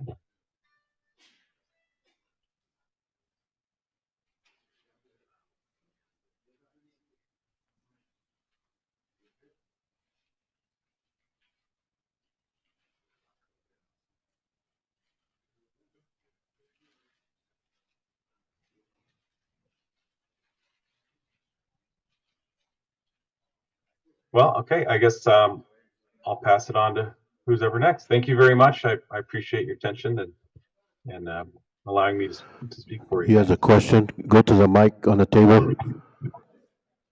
Oh, yeah.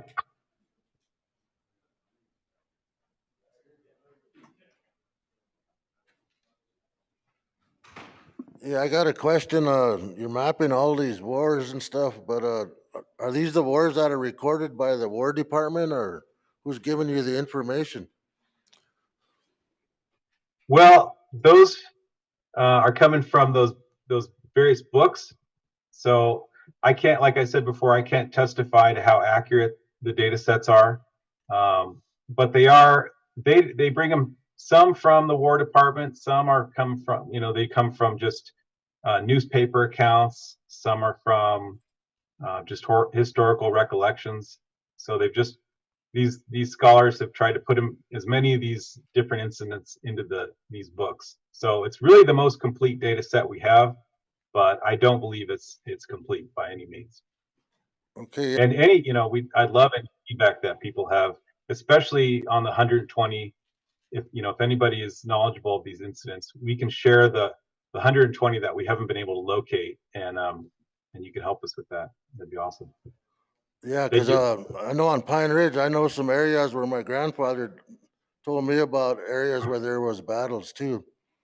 But I was just wondering where you was getting your information. Yeah, from the data set itself. Yeah, that's in that journal article. I had And one I'm for happy to you, share that sir. with it. Sure. Just like what Reno was saying, that database, it's real critical from the United States was bankrupt because the white brothers were fighting each other over the black brother and other things. But at that time, they discovered in 1870 to 1890, there's a period there that really was bad for us here, genocide and war crimes. And just recently, D.C. came out and said that Ulysses Grant's war was illegal war. But then they found that the goal. So again, our Chesapa, a bankrupted, fledgling country, put them back out of debt. And that 1870, they started the war of attrition, and the United States still fights like that. They'll starve you out, and then now they just bomb you out. But at 1870 to 1890 for us, they wiped out the buffalo. They took our income, our way of life right there when they wiped out the buffalo during that time, 1872 to 74, I believe. It was a very bad period here, 1870 to 1890. But I think those skirmishes that Custer had up there by Bismarck when he brought in the Thieves Road, and then from Fort Chateau, from Pier, they brought in the Whiskey Road into the hills during those times. And there's a lot of skirmishes going on when they were trying to get our people to sign that 1877 agreement. But it's real critical to tie in these wars with war crimes, illegal wars, and all that stuff, because that's still relevant today. Thank you. Okay. Yeah, I mean, exactly. That's what I think is so powerful, is that this is basically documenting war crimes, and I think it also illustrates, if we were to also overlay this on the sessions, we'd show how preceding these sessions are, or underlying the sessions is violence and force. Thank you, David. Are you done, Dave? Thank you.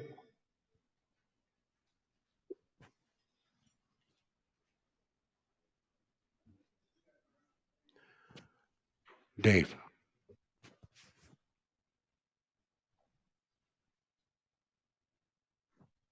Did we lose him?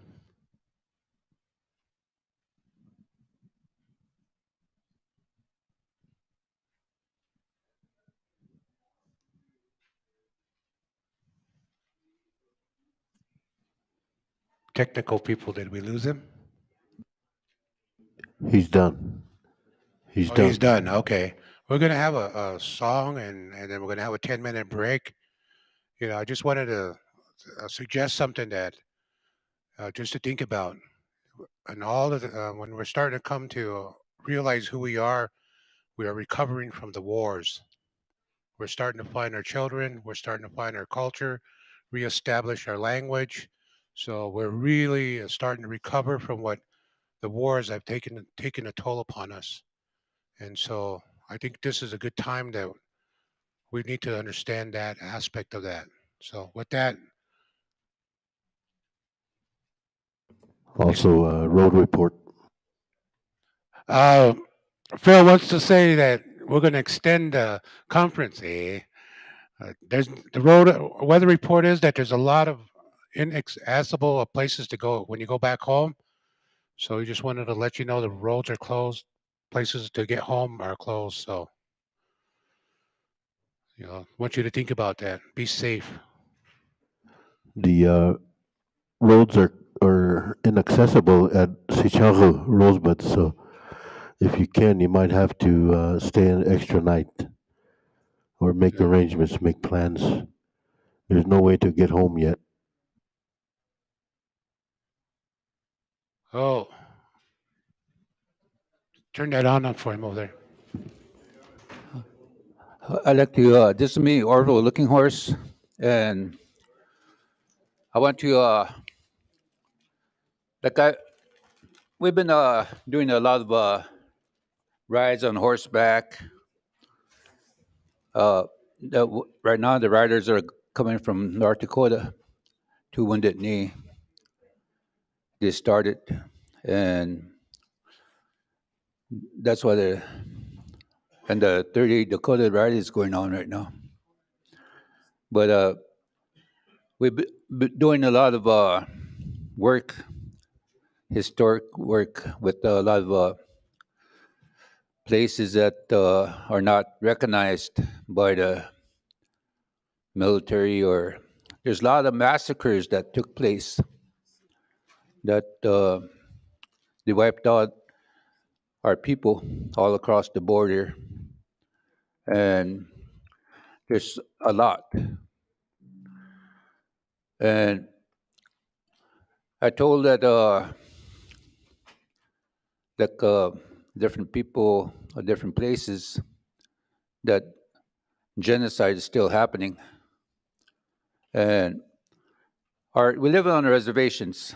I live on a reservation, but originally the reservations are concentration camps, and we're still POW. And I rode with the 38 Dakota Ride, and come to find out there's a lot of massacres. And over at Fort Snelling, they put all the dead, deceased relatives by the mall. And right now, the mall, they're expanding, and the corporations are going to buy it. But there's some of the families that want support to protect that sacred site. A burial is a sacred site. And we're at Standing Rock. And they told us that, that pipeline coming through, and they don't recognize our burial grounds. All the places that they just plow right through our cemeteries, or where they put our relatives. And the 38 Dakota, now at Fort Snelling, they got all the women they put them on ships or that boat, and it was just a standing room only. They starved them. As soon as they died, they throw them into that river, Mississippi River, and then the boat ended up in Fort Thompson, Lobrew. Those are things that to us it's very like today we talked about the water. Manewichoni is sacred. Manewichoni is water of life. But the abuse of our people is really we're still healing from all this genocide that has happened to our people, the massacres, and today we're still talking about boarding schools. We're still talking about a lot of places that are still not recognized. And I was interviewed by the media about when COVID happened. And I told them, I said, a long time ago, they used to wrap our people in buckskin or buffalo robe and then put them on a scaffold.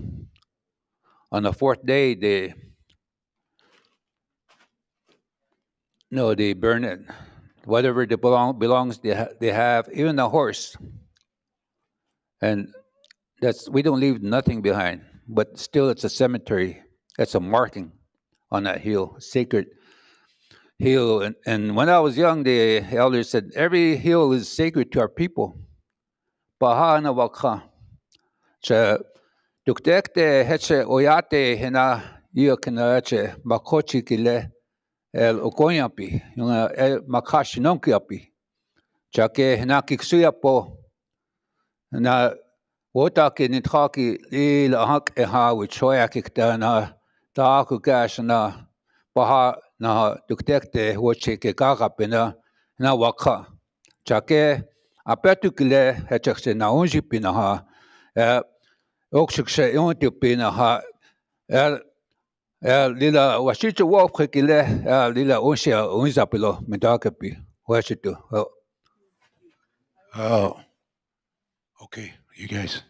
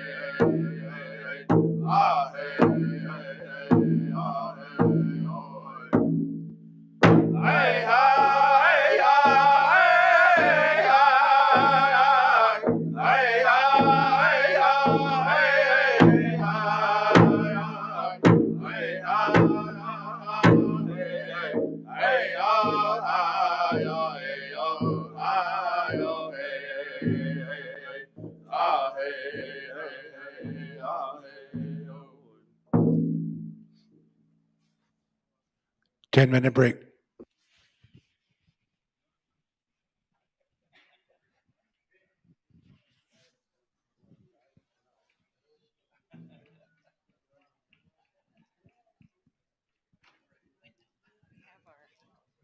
PowerPoint here for Pipestone. So this is Chad. The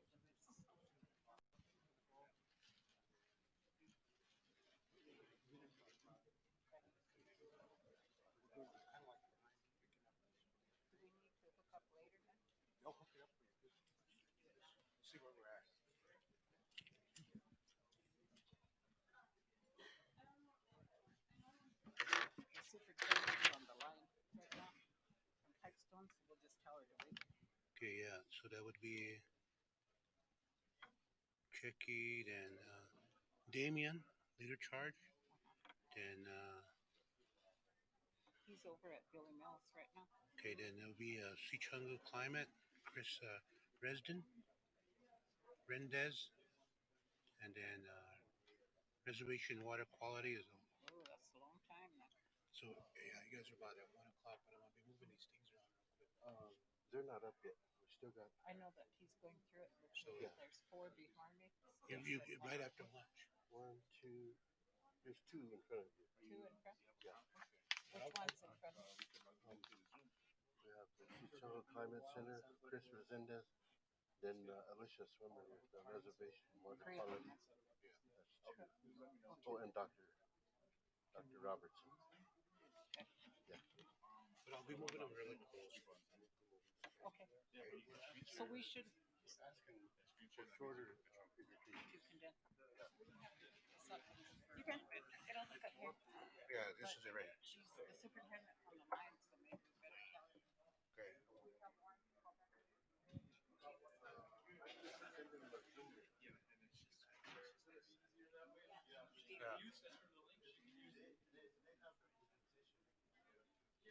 Yeah, she'll just have to share screen. Okay.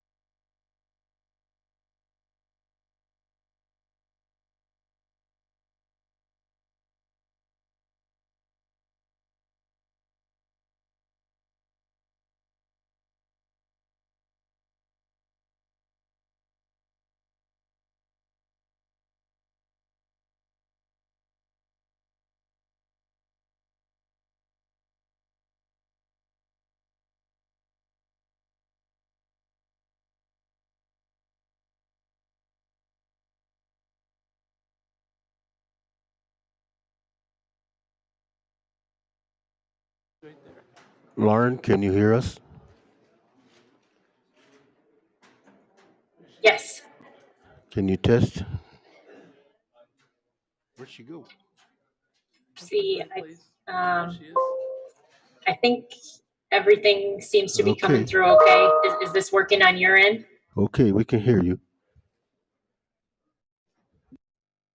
Okay, great. Thank you.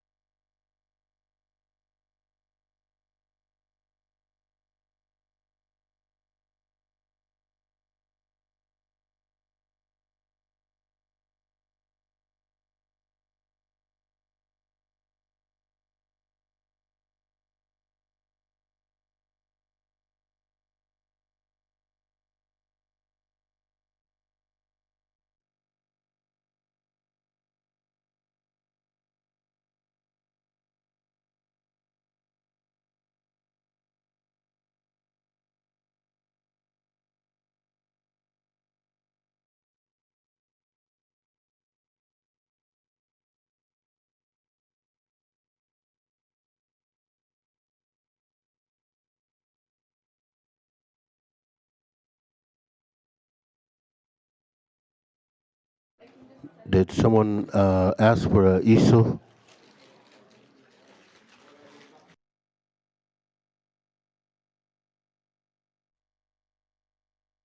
Did did someone ask for a easel?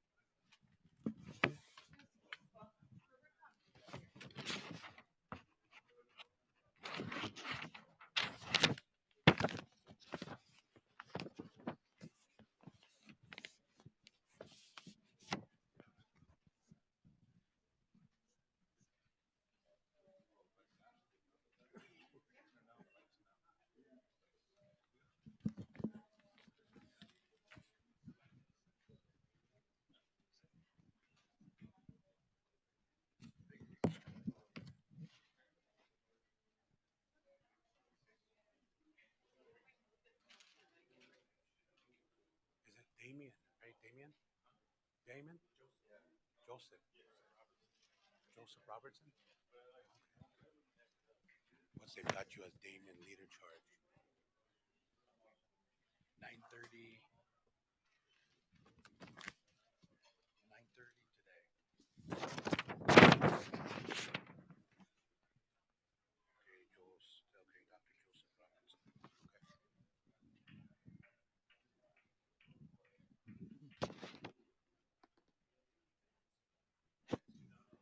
Okay. Get your coffee. I don't know if we have donuts or not. Rolls.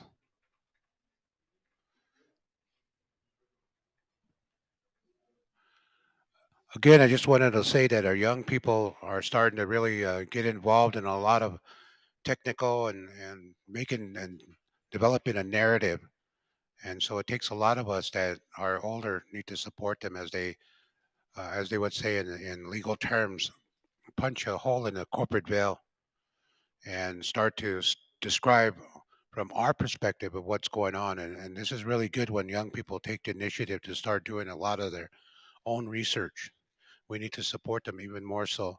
So our next presenter is Dr. Joseph Robinson on real-time application of MOA, Indian Land Session Research. So you guys start to, whenever you're on now. Okay.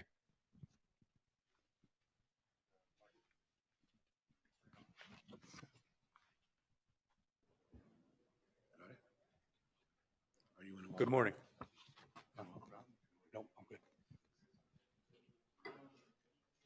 Well, good morning, everyone. My name is Dr. Joseph Robertson. I'm an enrolled member of the Sistin-Waptin Oyate of the Lake Traverse Reservation. I'm a Dakota citizen of my nation. I want to thank Phil and the Treaty Council for inviting me to just do a quick fire session on some of the work I've been doing in research and studying the 1851, 1868 treaties and overall discussing the ideas of what land cessions actually are and how we apply those in real time in the work that is continuing on here every day. So I'll just give you a quick glance at who I am. I'm going to talk just briefly about the Data Sovereignty Initiative, the basis for my doctoral work. Then I'm going to talk a little bit about what a session is, what an Indian land session is, give some examples.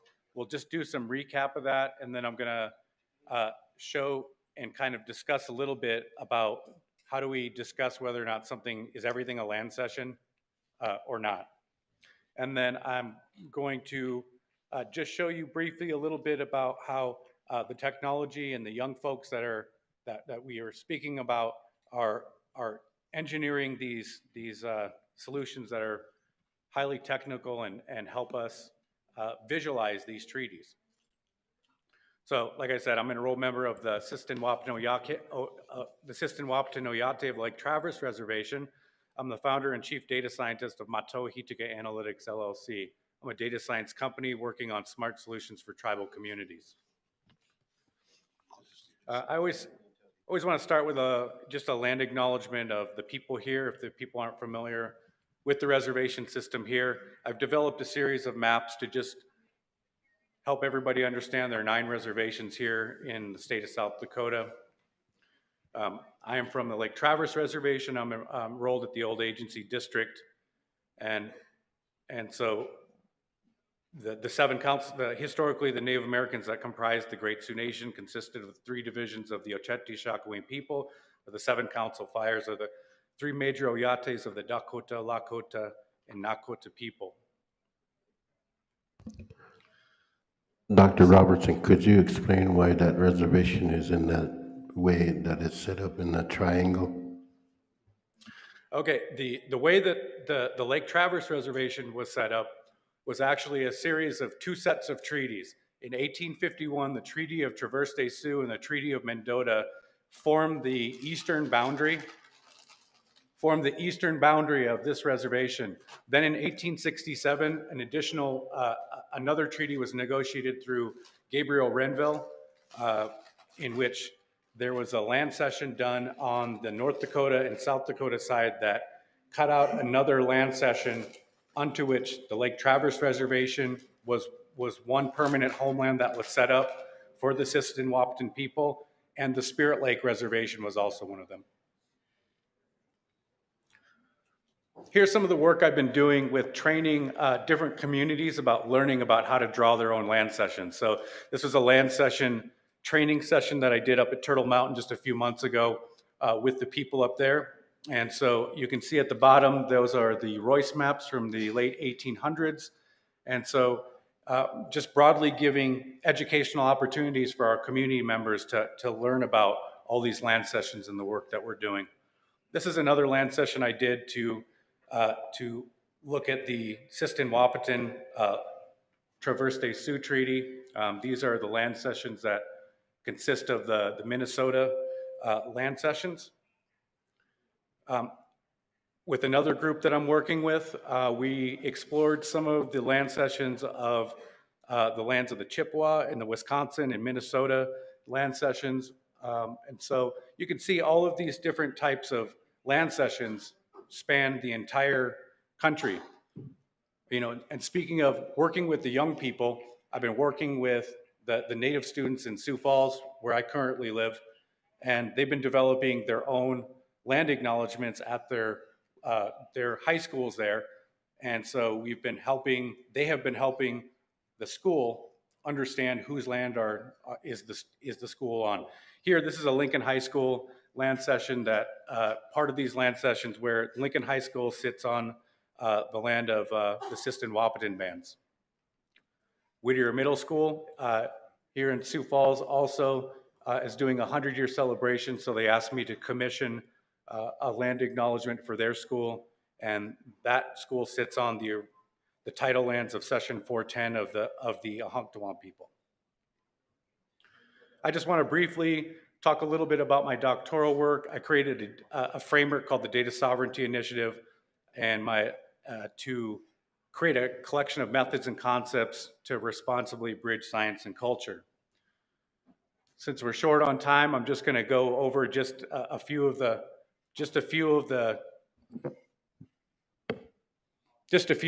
pieces of what this interdisciplinary system does. They're analytical theories based using data science in the work that I do, and it intersects culture, nation building, higher education, pedagogical design, and citizen science. So what we're trying to do is help understand that data sovereignty is a concept that isn't a force by law, but it helps strengthen tribal sovereignty. So these are the blueprints that I have developed that are just very simple ways to look at how we create cultural and scientific and interdisciplinary key indicators to design solutions that work for our communities.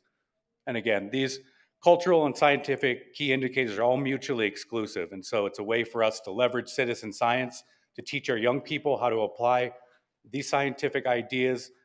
AMPO was doing the water testing, so helping to support these young people in doing these scientific efforts with some ways of being able to have some structure to that. And again, when you form all of these together, a strategic interlocking of our cultural and scientific and interdisciplinary pieces forms a smart solution that is part of an interdisciplinary set of methods of design and consultation. My company, Mato Hitika Analytics, defines data sovereignty as in the context of nation building. It's the application of using data to leverage a data-driven outcome as a strategic act of sovereignty. Really, what the idea here is we create digital and data infrastructure that tribes and grassroots and different communities own by using strategic management of that data to act in a highly probabilistic way of affecting a policy outcome. So just to recap, tribal sovereignty is the governing action unique to our tribes, and this is realized in many abstract and concrete ways. We just see that with all these discussions that we have here. Data science outlines a dynamic and multidimensional way to actualize phenomena with data. Data sovereignty needs to utilize high ethical standards to have data work for our communities, and then ethical standards need to be built into these systems to help regulate how we're releasing this information. And again, I think we mentioned this over the course of the last few days, and when I was at the climate change meeting just a few months ago, we always have to be reminded that our primary philosophy is restructuring our kinship systems to provide an underlying framework for shared governance and professional development. So in other words, we strive to look at and obey our kinship rules to be a good relative. It's important that our giving systems are not for enriching ourselves at the expense of others. We're giving this information as a matter to help our people. So in this quickfire, I'm just going to go over a few things, and then I'm going to show you a story map I've designed that I'm going to release very shortly in the future here. But the primary focus of today's quickfire is to define what a land cession is and what does that mean in the context of treaties, and to discuss some real-time applications of these concepts, and then present a visual example through story maps. So the American Heritage Dictionary of English Language defines a cession as a ceding or surrendering as a territory to another country by treaty. What is an Indian land cession? Well, the Bureau of Ethnology's report to the Secretary of the Smithsonian, Indian land cessions in the United States is widely used as an atlas and chronology compiled by Charles C. Royce of Native American treaties with the US government until 1896 to 97. The Royce maps are considered the foundational cartographic testimony in Indian land claims litigation. Here's a map that I created that was a remaster of the US Geological Survey map. And you can see on each one of the pieces here, they mention session. And so I always made the case that a lot of these original sessions were never, if they were Europeans, these sessions were never like, the treaties were never broken between groups, but with Native people, definitely.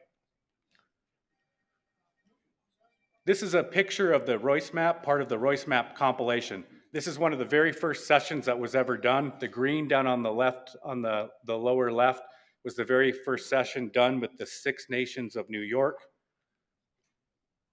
This is a GIS remaster of that is part of the ongoing project that I have going on at Mato Hitika Analytics. And what we're doing is trying to understand exactly how these boundaries are constructed through the meets and bounds.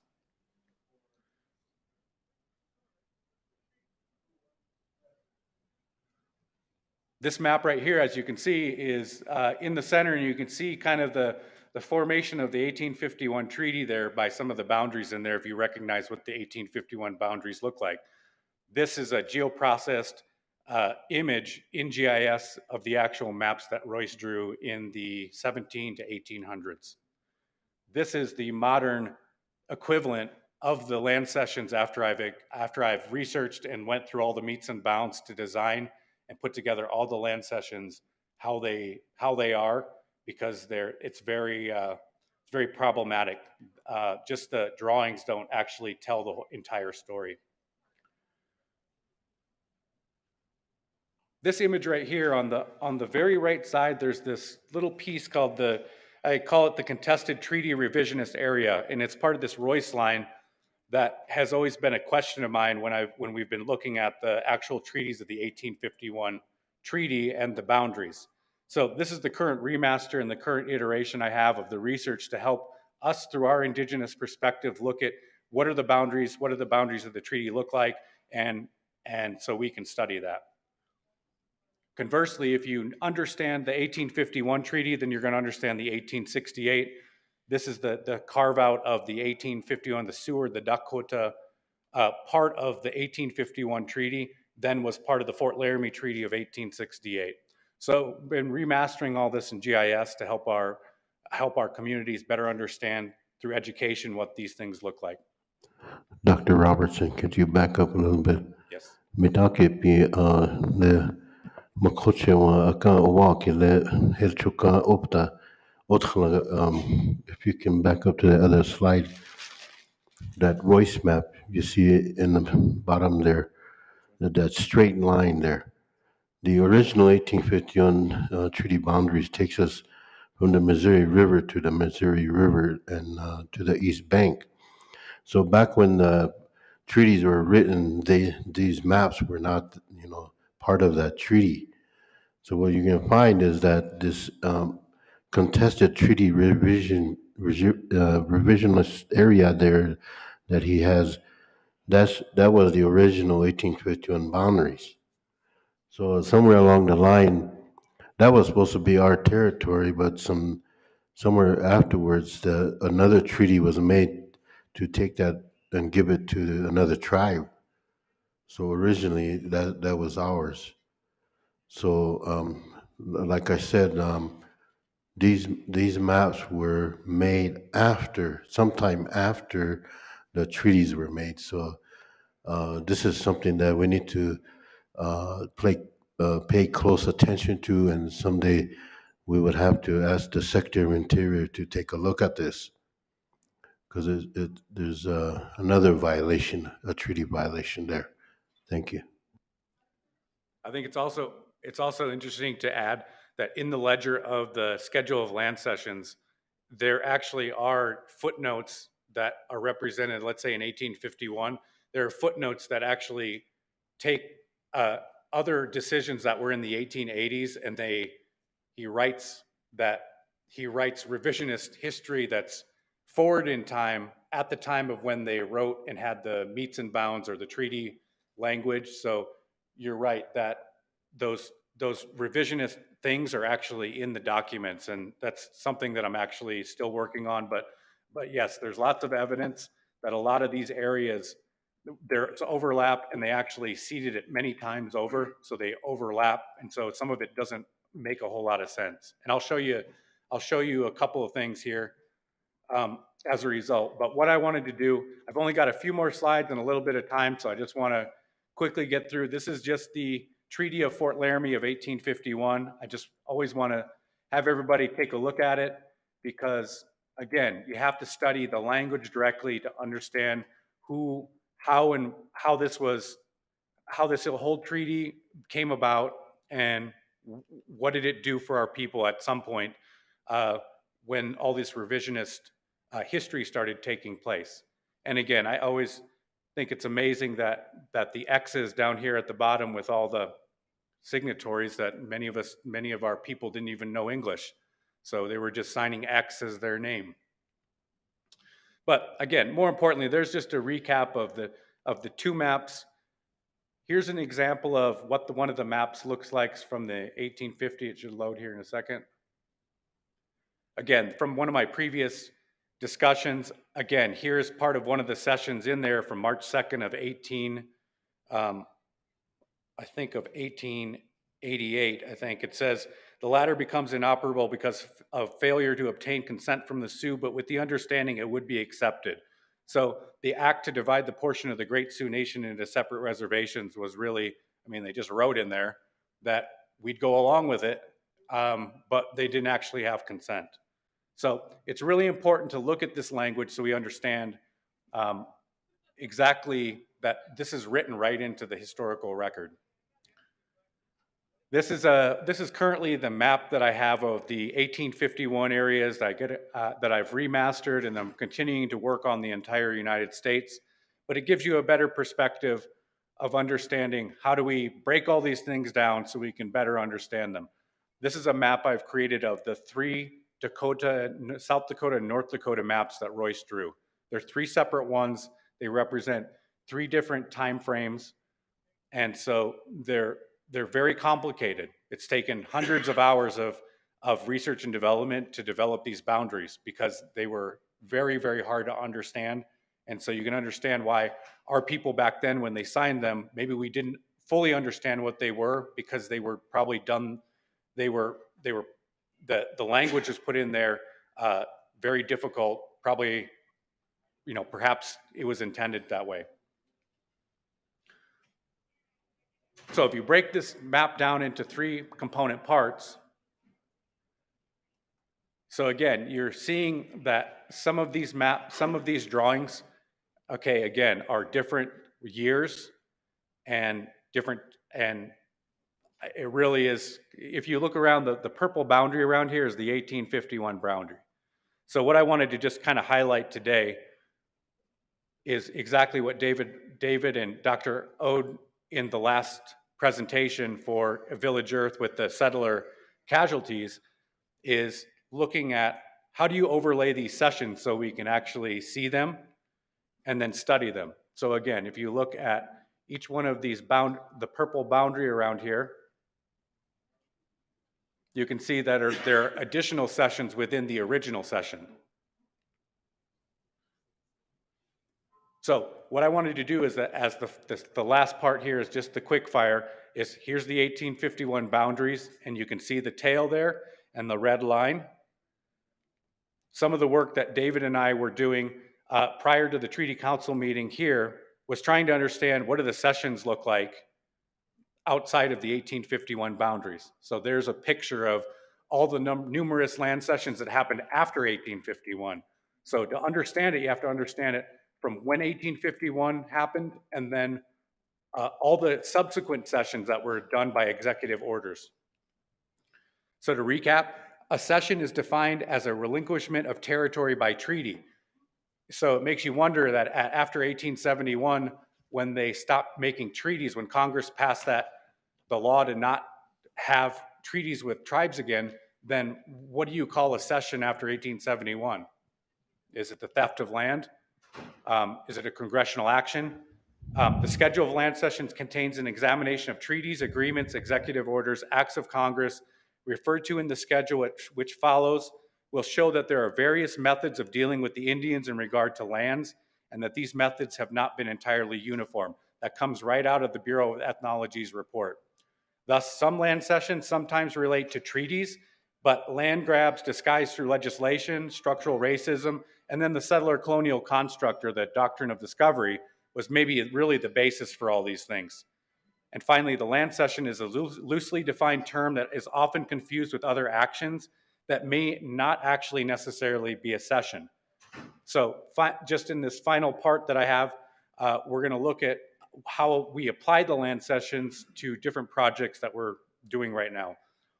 The scenarios are is everything is the main theme here is everything a land cession, and applying a land cession to the current work of David Bartecki and Dr. Ode on the settler casualties. I've got, courtesy of Village Earth, he shared that information with me, and I'm going to show you what those settler casualties look like in relation to the 1851 boundaries. And then we're just going to look at a story map briefly as my final idea. And then I just wanted to mention Chris Resendez from Spherical Analytics. We're also going to apply these treaty boundaries to the work with this climate center that, with the grant that Phil and the team he's put together, we're working on today. So finally, is this a land cession? These come from the Indian Claims Commission maps. That's the Indian Claims Commission map from 1978. I would argue it's not a land cession because it was an adjudication of the actual claims from the treaties that were signed. This is a picture of Father De Smit's map of the tribal boundaries from Fort Laramie of 1851.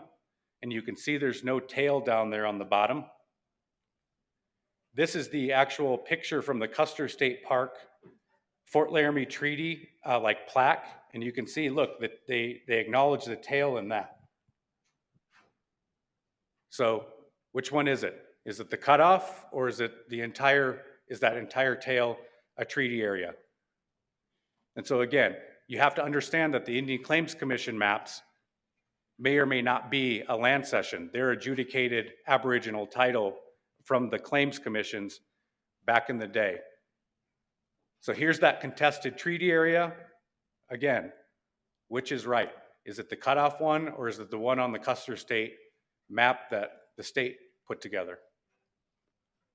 Or if you look at the Sioux Nation up here, you can see the tails cut off there from the Indian Claims Commission.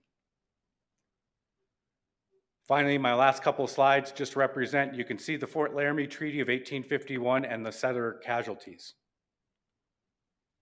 If I get a little bit closer, you can see that some of these casualties actually line up with the boundaries where these treaty boundaries are. So there's a good chance that our people were fighting to defend those boundaries during those times. And again, the blue over there, that's probably a lot of the stuff that was happening during the Dakota War of 1862, which was a lot of the war for our people, the Dakota people.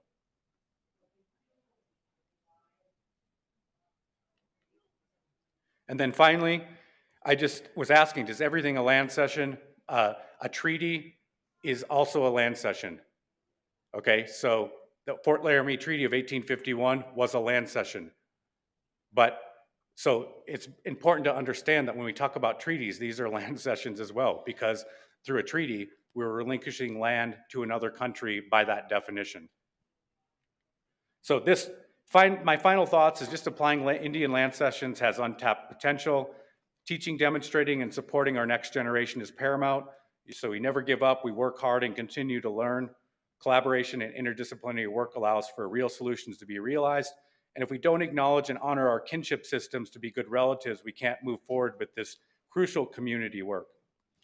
And so I wanted to just give a brief overview of the land cessions, and then my final piece I wanted to show was looking at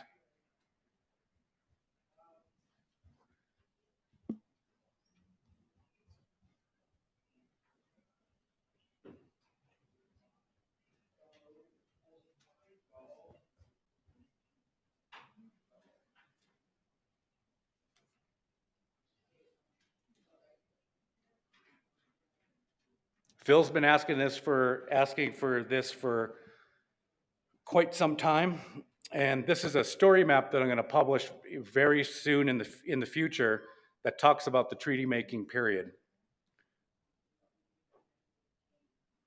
There's just a short delay because of the Zoom, but what it does is it outlines the treaty making periods.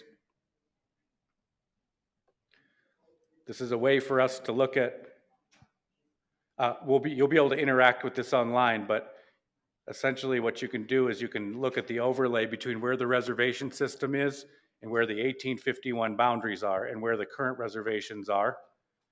And then I'll just show you one last piece right here, which is the treaties and the meets and bounds that I've designed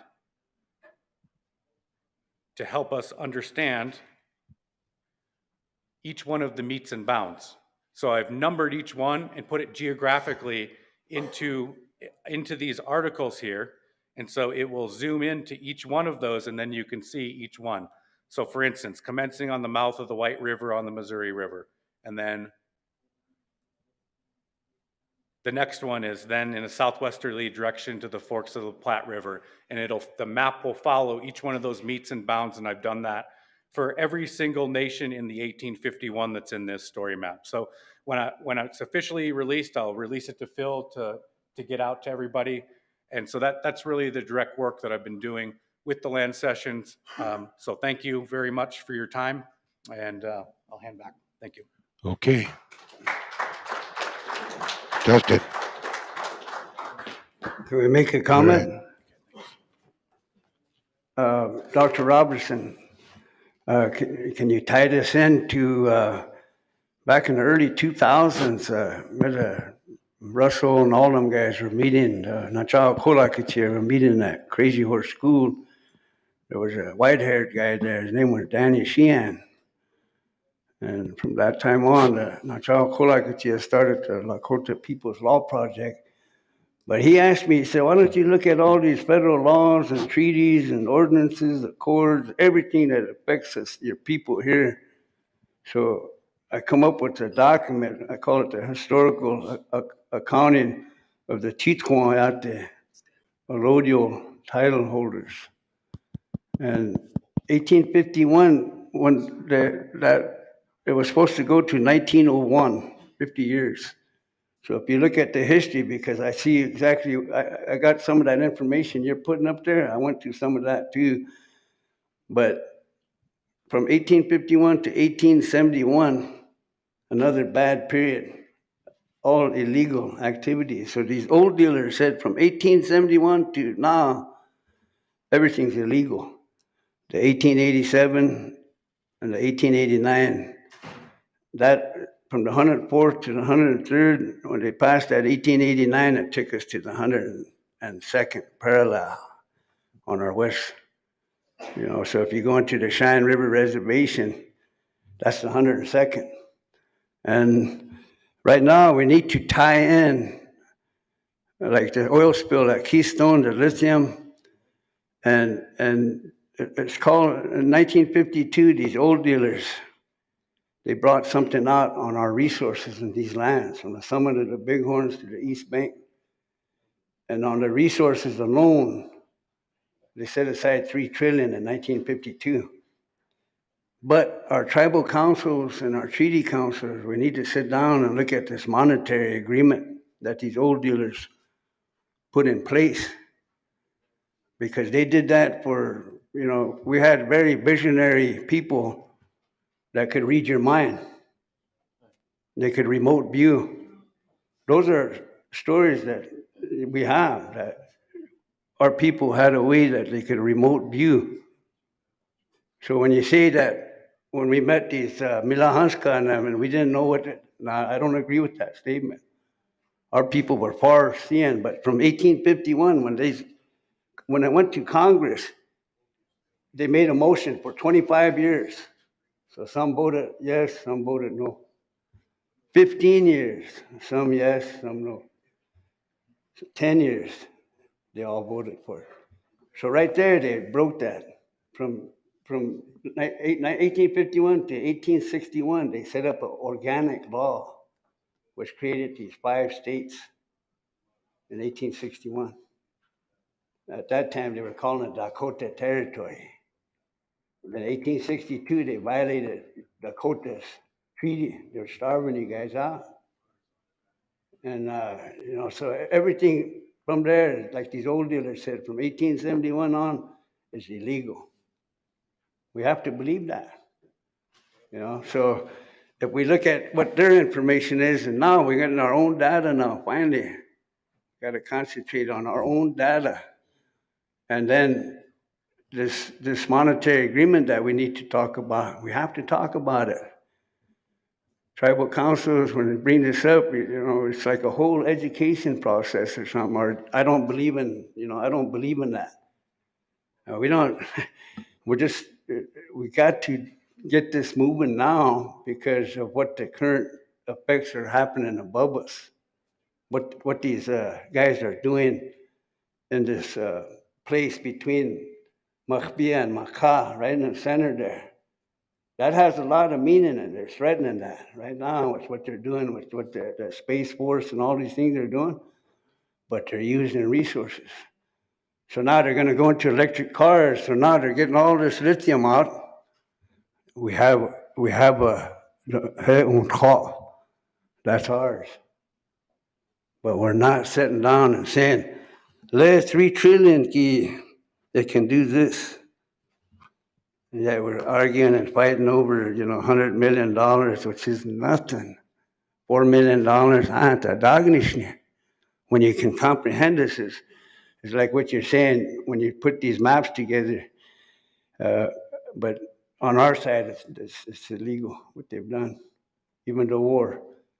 So I'm glad that this is on the table now, and we have to discuss this resource. Let's say you were leasing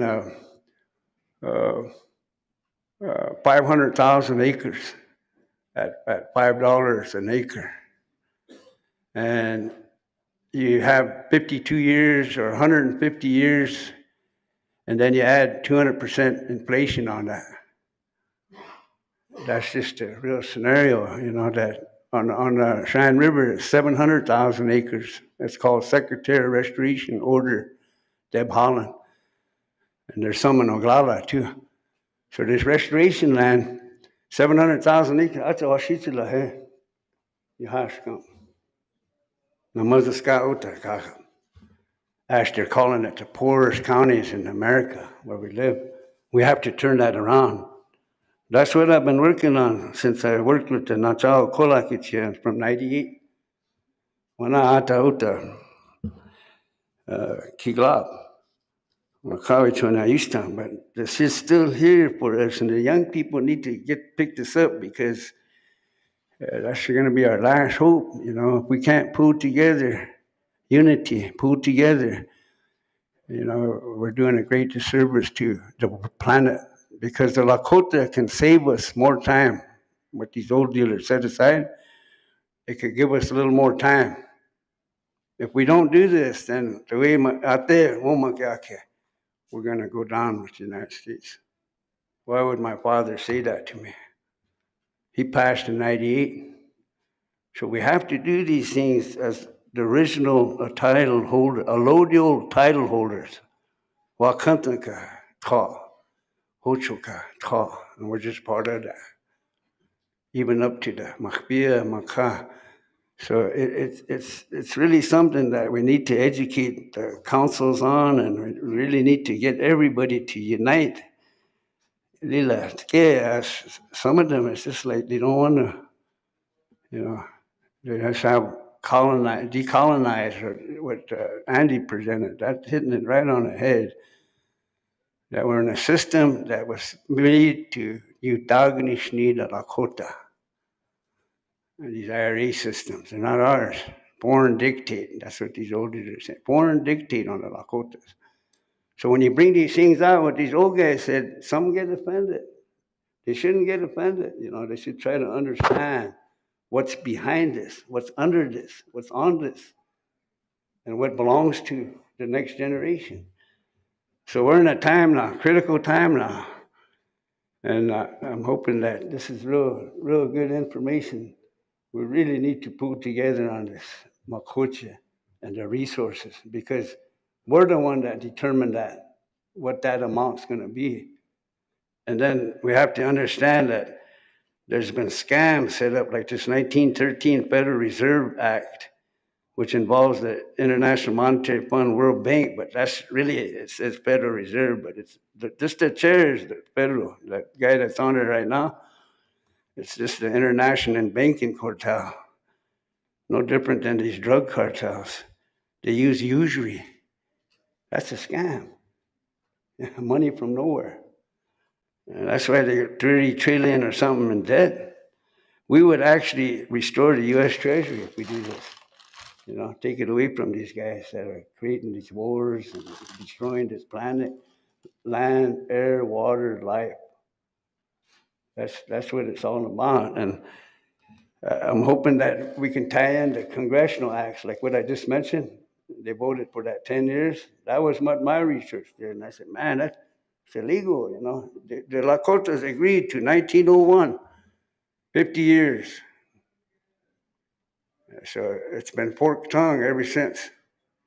And we have to talk like that. It's illegal. So I'm hoping that we can, I'm really glad, I'm glad this is all pulling together now so we can actually start putting that monetary agreement together with the tag on it. Pilamalo. All right, well, we're going to say, you know, one of the things that I want to mention is that ask the presenter the question. I mean, there's a lot of issues that you want to present and um, get off your mind. And these young people that are researching and doing all these information gathering, and they present it from a different perspective. And so when they do that, you need to allow to ask what they've learned and what they come to understand. I give you an example of me. I'm not a fluent speaker. I ain't. And my mom's a fluent speaker. But at the same time, one day she asked me about a Lakota word. And so I said, Mom, I said, you're the one that's a fluent speaker. You should know all the words. So she wanted to know. And then the end result is I had to go to my the college book, all the things. I finally found the word and I told her.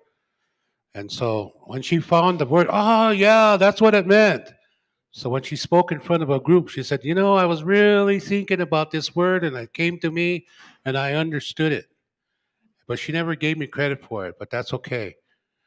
My point to this is that these young people go out and they're going to be doing our narrative for us. And if we're going to really support them, we need to start having them, start giving them little words and different ideas of what we want. So I want to leave that to you. Antoinette, you could go ahead. Thank you. Before Claude speaks, I just want to say thank you to Joseph wherever he went. But one of the comments that I wanted to make is that the treaties weren't land cession treaties. We didn't agree to give up any land. Just like today, we're sitting here in the Black Hills, we never agreed to give that up. You know, maybe that portion he could reconsider because the treaties were peace treaties. And we did not agree to give up territories. You know, I think that maybe that part of his presentation, maybe he could rethink because we still refuse that settlement today. You know, we need to remember that too. Our land isn't for sale, you know. So I just wanted to make that point. There were Yeah. peace treaties. Okay, we have one more presentation with Chris Resendez. Chris, are you ready? Are you ready? Is he on? Yeah, he's on. There you go. Chris is working with us. We're creating the Sichango Climate Center, and we're building a platform on how to monitor the treaty lands.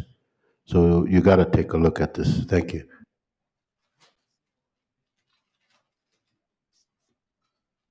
Good afternoon, everyone. Can you hear me clearly? Yes. Okay. Phil, would you like me to start with that handful of slides that we shared at the Great Plains Tribal Water Alliance? And Yes, then would you sure, like me to get into the demo? sure. All right. So first, thank you all You have for a making screen time share. for me. Yes, sir. I'll be sharing the screen. So first, I'd like to thank everyone for allowing me the opportunity to share some of my work, my team's work, and how we will be collaborating with Dr. Robertson and Phil Two Eagle and so many truly global subject matter experts from the Indigenous community in not just issues related to sovereignty of a community, but climate, public health, economy, energy. So we're truly honored to be part of a team whose goal is to bring the data, that is the digital representation of truth in the analog and carbon and physical world, into a unified system that will be secure digitally and will be relevant culturally and will, we think, allow your communities to even more fully and more powerfully communicate with these data truth. And through this truth, regain and defend and express sovereignty on all the dimensions that matter. So I have a few slides that I'll use to explain myself and my company and our approach and our contribution. And then I'll do a very quick demonstration of what we're able to do. So I'm Chris Resendiz. My grandfathers were sweepers and veterans of World War II.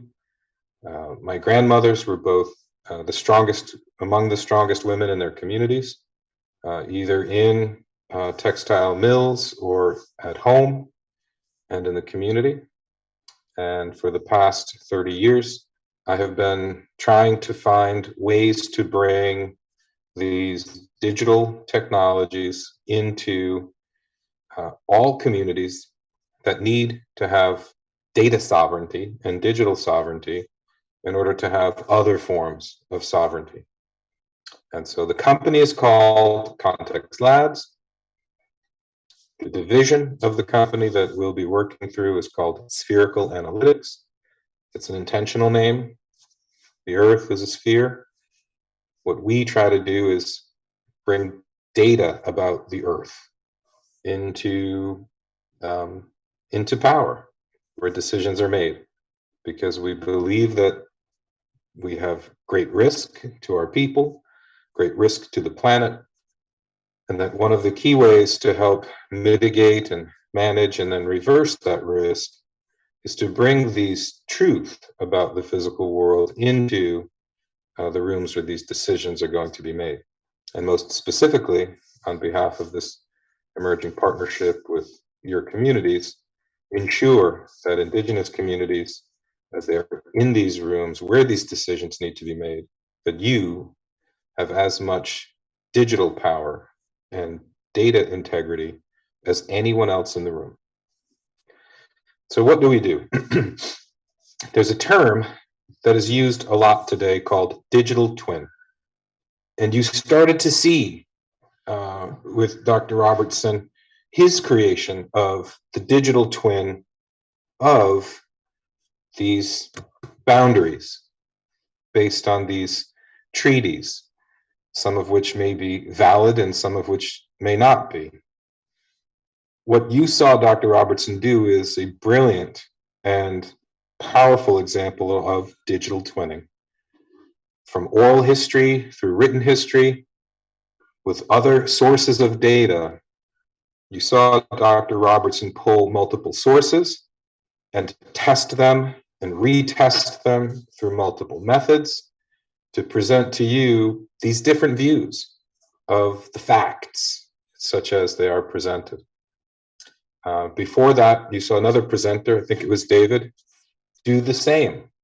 Take oral history, take written history, take your history, others' attempts at history, and bring them into a single digital or data environment, first and foremost to enable you to make the most powerful decisions about what the truth is.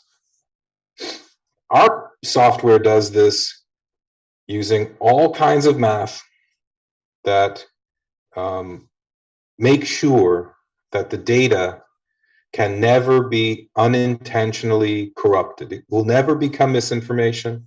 It will never become disinformation. That's the first thing I want everyone here to understand, is that our software was designed to protect data. The only way we can safely share or disclose or show others our data from the indigenous community is if we can protect it. So the first thing we do with this software, when data comes in, we protect it and we keep the alarms on, so to speak. We don't just test the data once, but we're constantly testing the data so that anytime anyone gets access to the data and analyzes the data or tries to create new analytics or create new products from the data, in the background, there is software that is constantly running to make sure that if we have a water level sensor as part of our program, reading 130 feet of depth to water in a water well, that 130-foot reading never changes. At a place in time, it was 130 feet. And in the future, it can never be anything but 130 feet at that place at that time.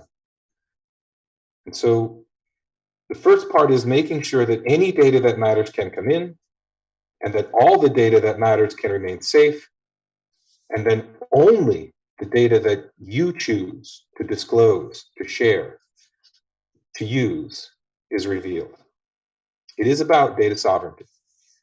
And what we're showing you here is an example of what we're able to produce in displays and visualizations and in dashboards and in storytelling, but only after all of the data has been tested and retested.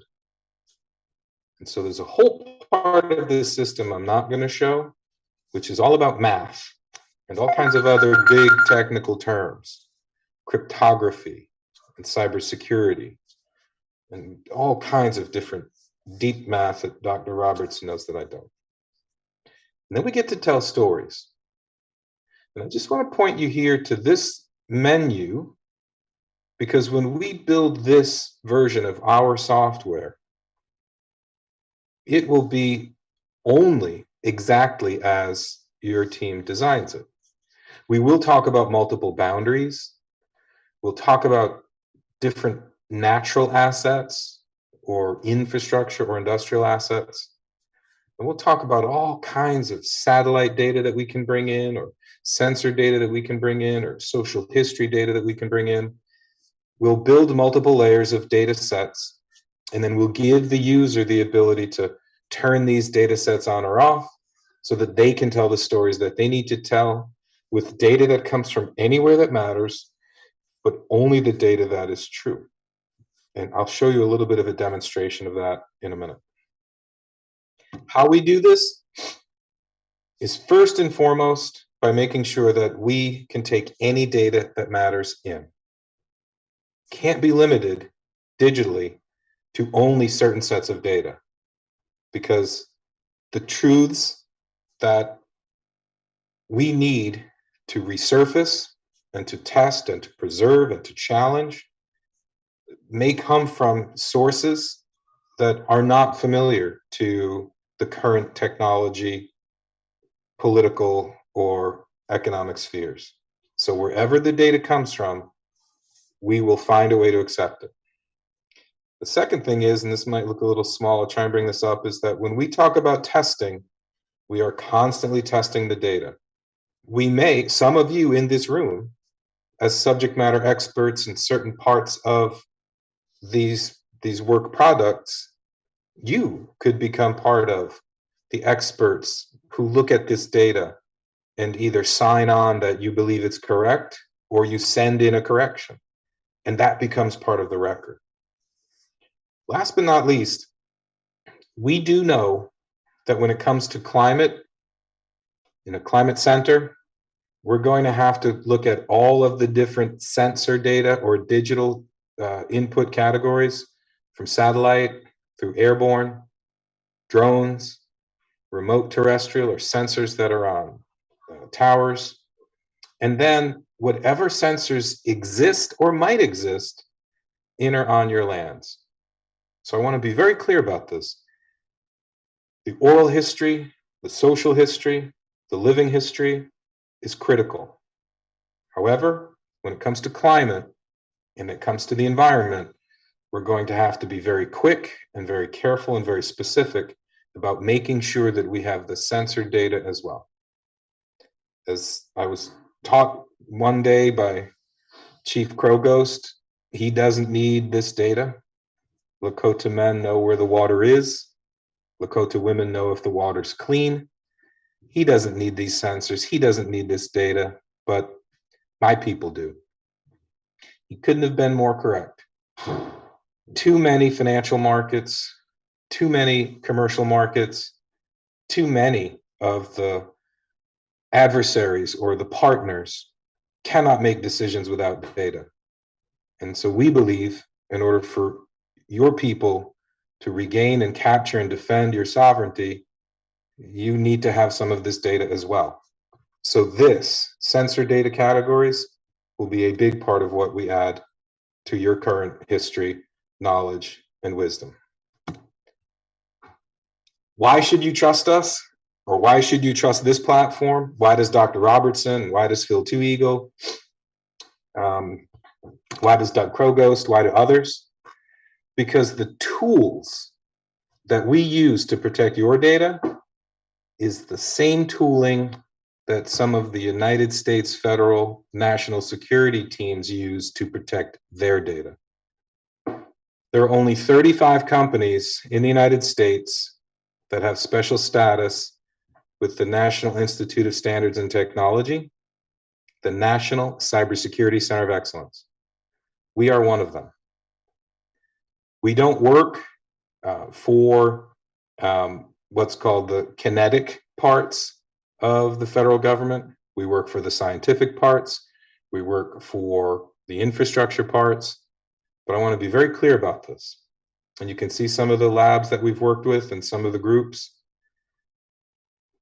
When this tribal climate center data is brought into any negotiation, it will be as trustworthy, as secure, as relevant, as material, as powerful as any data that anyone else will bring into those environments.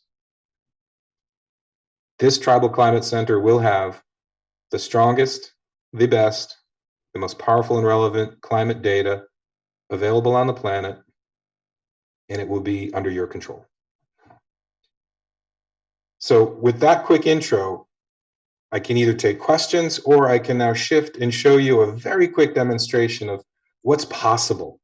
I can show you what we've done with some groups that are trying to reduce the climate impact of retired assets, oil and gas assets in Texas, and how this kind of approach has been very successful in moving capital markets and commercial markets and some political environments as well, because when one has the power of the data backed up by science and math, then much can be done.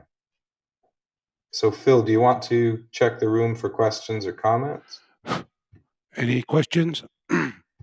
If not, we'll be getting our lunch ready and meal prayer. Go ahead. No, I can't hear Phil.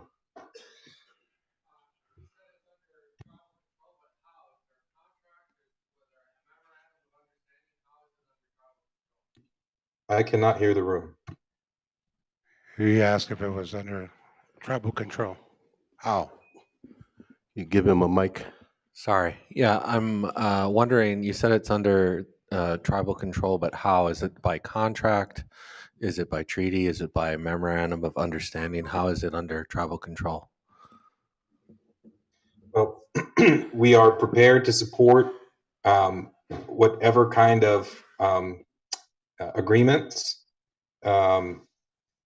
Rosebud Treaty Council needs us to engage in, but I can tell you that our standard licenses for all of our clients, public or private, domestic or international, we maintain that the data is not ours. The data is the client's data, the partner's data.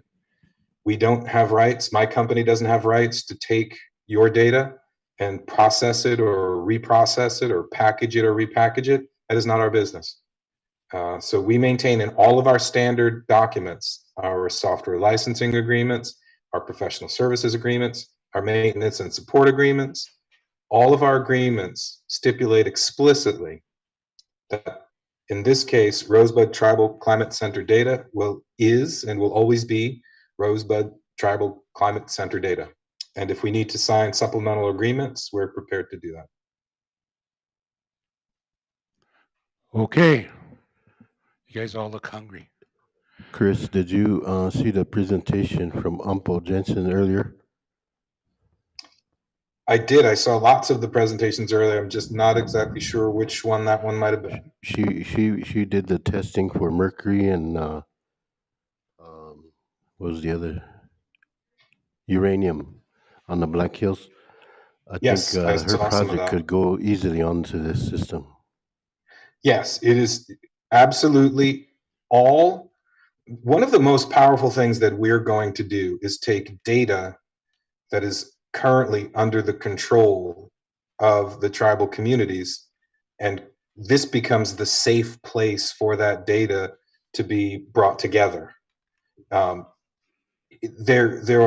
We can get into this offline, but the tools that exist in the background on this software make it one of the most secure environments for these data to be integrated and to be accessed. There's a very robust access and control system that will be under the command of someone from the Rosebud community, and only those individuals that are given access by the chief administrator, who will be part of your group, will have the opportunity to get access to these data.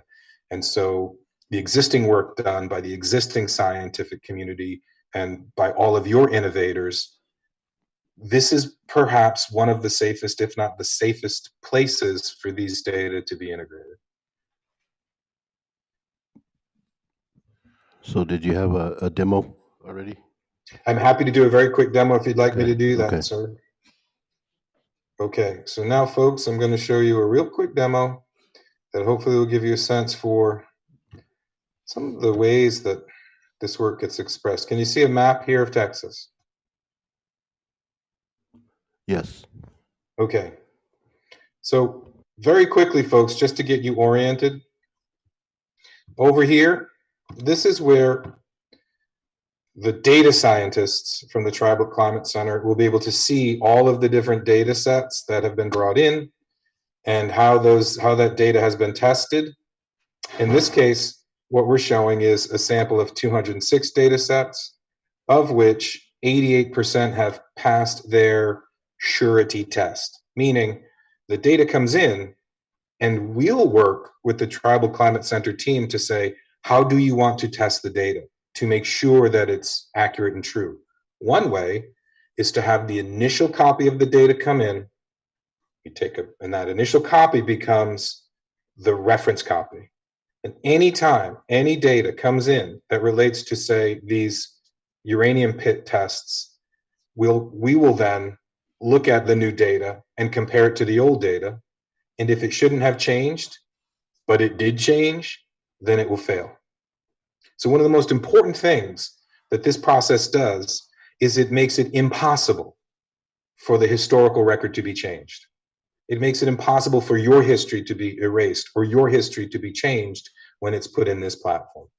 This is where we say the geeks or the data scientists will live. All data that is then going to be analyzed or put on a visualization or a dashboard, everything I'm about to show you comes only from this data mill. And so I'm going to give you a real quick one. I'm just going to pick Texas. I want you to think about only 3 things right now if you can. Your area of interest, the place you care about. The things in that place you care about, they could be natural assets, they could be groundwater, could be surface water, or it could be industrial or infrastructure assets, active mines, abandoned mines. So think about natural assets and then think about those industrial assets. And then number 3, think about what you care about when you think about those assets. Well, we care about surface water assets, and we want to understand the level of water in that asset. We want to understand the quality of water in that asset. The place, the assets, and then the characteristics or the attributes of those assets. In this case, I'm going to show you, as I mentioned, oil and gas assets and how their emissions are managed or not. First things first, when it comes to place, we agree with what we heard from the previous speakers. When we define place, we have to be very careful. Even in, quote, the modern energy economy in Texas, for example, there are no fewer than 4 ways that boundaries are described. So we are already prepared to receive Dr. Robertson's work because this platform has set up to bring in these different boundaries and then reconcile them. So first and foremost, making sure that we understand there may not be one definition of a boundary, and we're going to bring them all in and we're going to manage them. The second thing is we talked about different types of assets that we may be caring about. Again, in this case, I'm showing you oil and gas assets. Then I'm going to show you some natural assets. But in this case, we're going to be able to map the oil and gas and or the infrastructure assets, the mining assets, the industrial assets, the transportation assets that may be extant in Rosebud, and pull them forward as well. I want to be really clear about something here so you can see the power of what we're doing. These look like a bunch of little dots, a nice little pattern, but as we come into this, this is how powerful your platform is going to be. Every one of these dots is an individual oil or gas well, and we've gone back through its entire history, including all of its production, all of its financials. This lets us establish the baseline of truth for those entities that are operating or not operating assets in our tribal lands. But then we go to a better place, which is what about how those assets are operating with respect to emissions? See, the traditional methods are to look at how much oil or gas came out of that well. What we're trying to do is figure out how much methane might be coming out of that asset. We're trying to understand if that asset is operating in a way that's going to make the planet better or not. And in this case, the first, and this is the first question we ask, what does the asset owner operator say about emissions? And so we plink on this level, and what did we do? We brought in all of the self-reported flaring events. Those flares create emissions. And we said, well, here's what the asset owner says about their emissions. Now look at this. There's a lot of assets, but not a ton of emissions being reported. Can we go somewhere else to understand where those emissions might be captured? Well, there are satellites. And put that off. The orange are reported emissions events from flares that were provided by the energy companies. This here, these blue dots, are emissions events that were captured by the VIIRS satellite. You have 2 views on emissions. They're both incomplete, but together they might give us a better picture. But what if we want to go further? What if there's a place where we really want to focus, where we see a bunch of orange and a bunch of blue, where the operators say they had emissions and where the satellites say there were emissions? Is there another way to figure out what's true? In this case, this layer, I'm going to turn it on and off for you, that comes from airborne flyovers, where similar sensors to the satellites are put on planes, and those planes fly much lower to the surface of the Earth, and you get a much more accurate picture of where that emissions might come from. I'm showing you this as an example of how not only do we take in multiple sources of information about boundaries, and then with our subject matter experts, in the case of boundaries, Dr. Robertson, we'll then adjudicate or reconcile, or we'll pick with math and science and wisdom and culture and history what the closest to truth is. Now, when it comes to emissions, or it comes to water quality or water presence, this is where we do think the sensors are going to be very powerful for us. And we've built a system that enables us to take innumerable inputs, and in this case, say, we have 3 inputs: what the operators told us, what the satellites told us, and then what the flyovers told us. These pictures here, in some cases, represent more than the energy companies have themselves. Now, I'm just going to show you one more thing that we're going to be able to do for either a natural asset or for an industrial asset. This here would be considered a bottom-up view. Everything I just showed you was top-down. Lots of public data, a little bit of private data. Here, this is almost all private data. Where there are indigenous owned and operated assets that you want to prove are operating in a clean way, we can build these digital twins for your infrastructure, for your schools, for your power plants. If you're going to have solar facilities, if you're going to have water treatment facilities, and you want to prove that you're managing carbon, that you're managing water, if you want to prove that what you're doing is in alignment with climate best practices, and you may want to use it as part of your negotiations, here's how we're able to do it at a smaller scale. This is a digital twin of a gas transportation facility. And watch, and all of these things here, this is like the community of sensors on top of the community of valves and pipes and fans and blowers and compressors. But watch what we did here. Let's pick this blue dot. That blue dot tells us that there were some things going on. These are readings of sensors on different assets in that very specific place, showing how this asset was not performing. These assets were live and performing. This asset was as well. Zero pressure on a flash tank. This kind of fuel flow inside of a pump, and this kind of pressure inside of a fuel press. So the flash tank wasn't working, but the reboiler and the fuel press and the fuel flow were. Watch this. It looks like there were emissions events happening on that asset. Let's see what was happening in real time at that moment. This camera is showing us at low light these assets, and these rainbow colors here are showing us that emissions are escaping. I show you this because this is some of the most advanced instrumentation in the world to capture emissions. And we've been able to, using data science and using machine learning processes, attach those methane emissions from one data source to attach them, in this case, for example, to this smokestack. So we can have an asset, we can have this event and emissions, and we can have them assigned or matched or paired, bound together.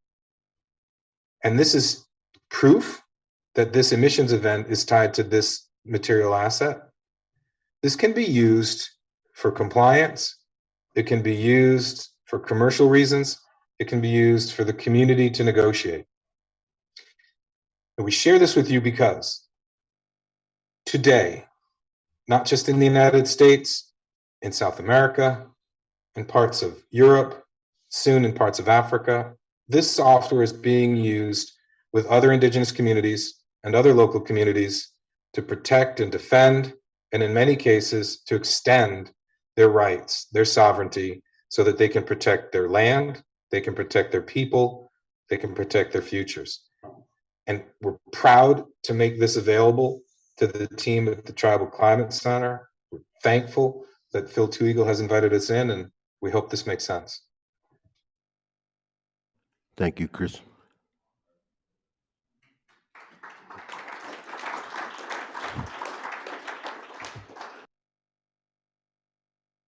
The food is getting cold out there. Okay.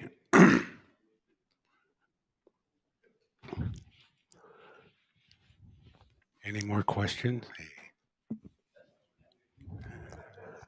Tahashi Rick Lochina Chichen. Yeah.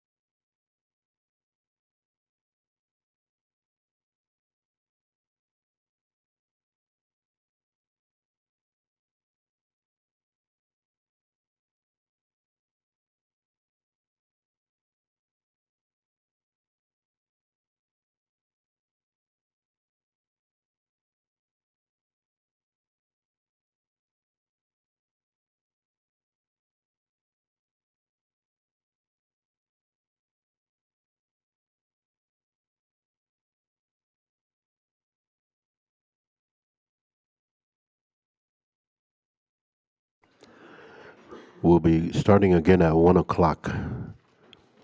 Short lunch. Hikitaka kupo.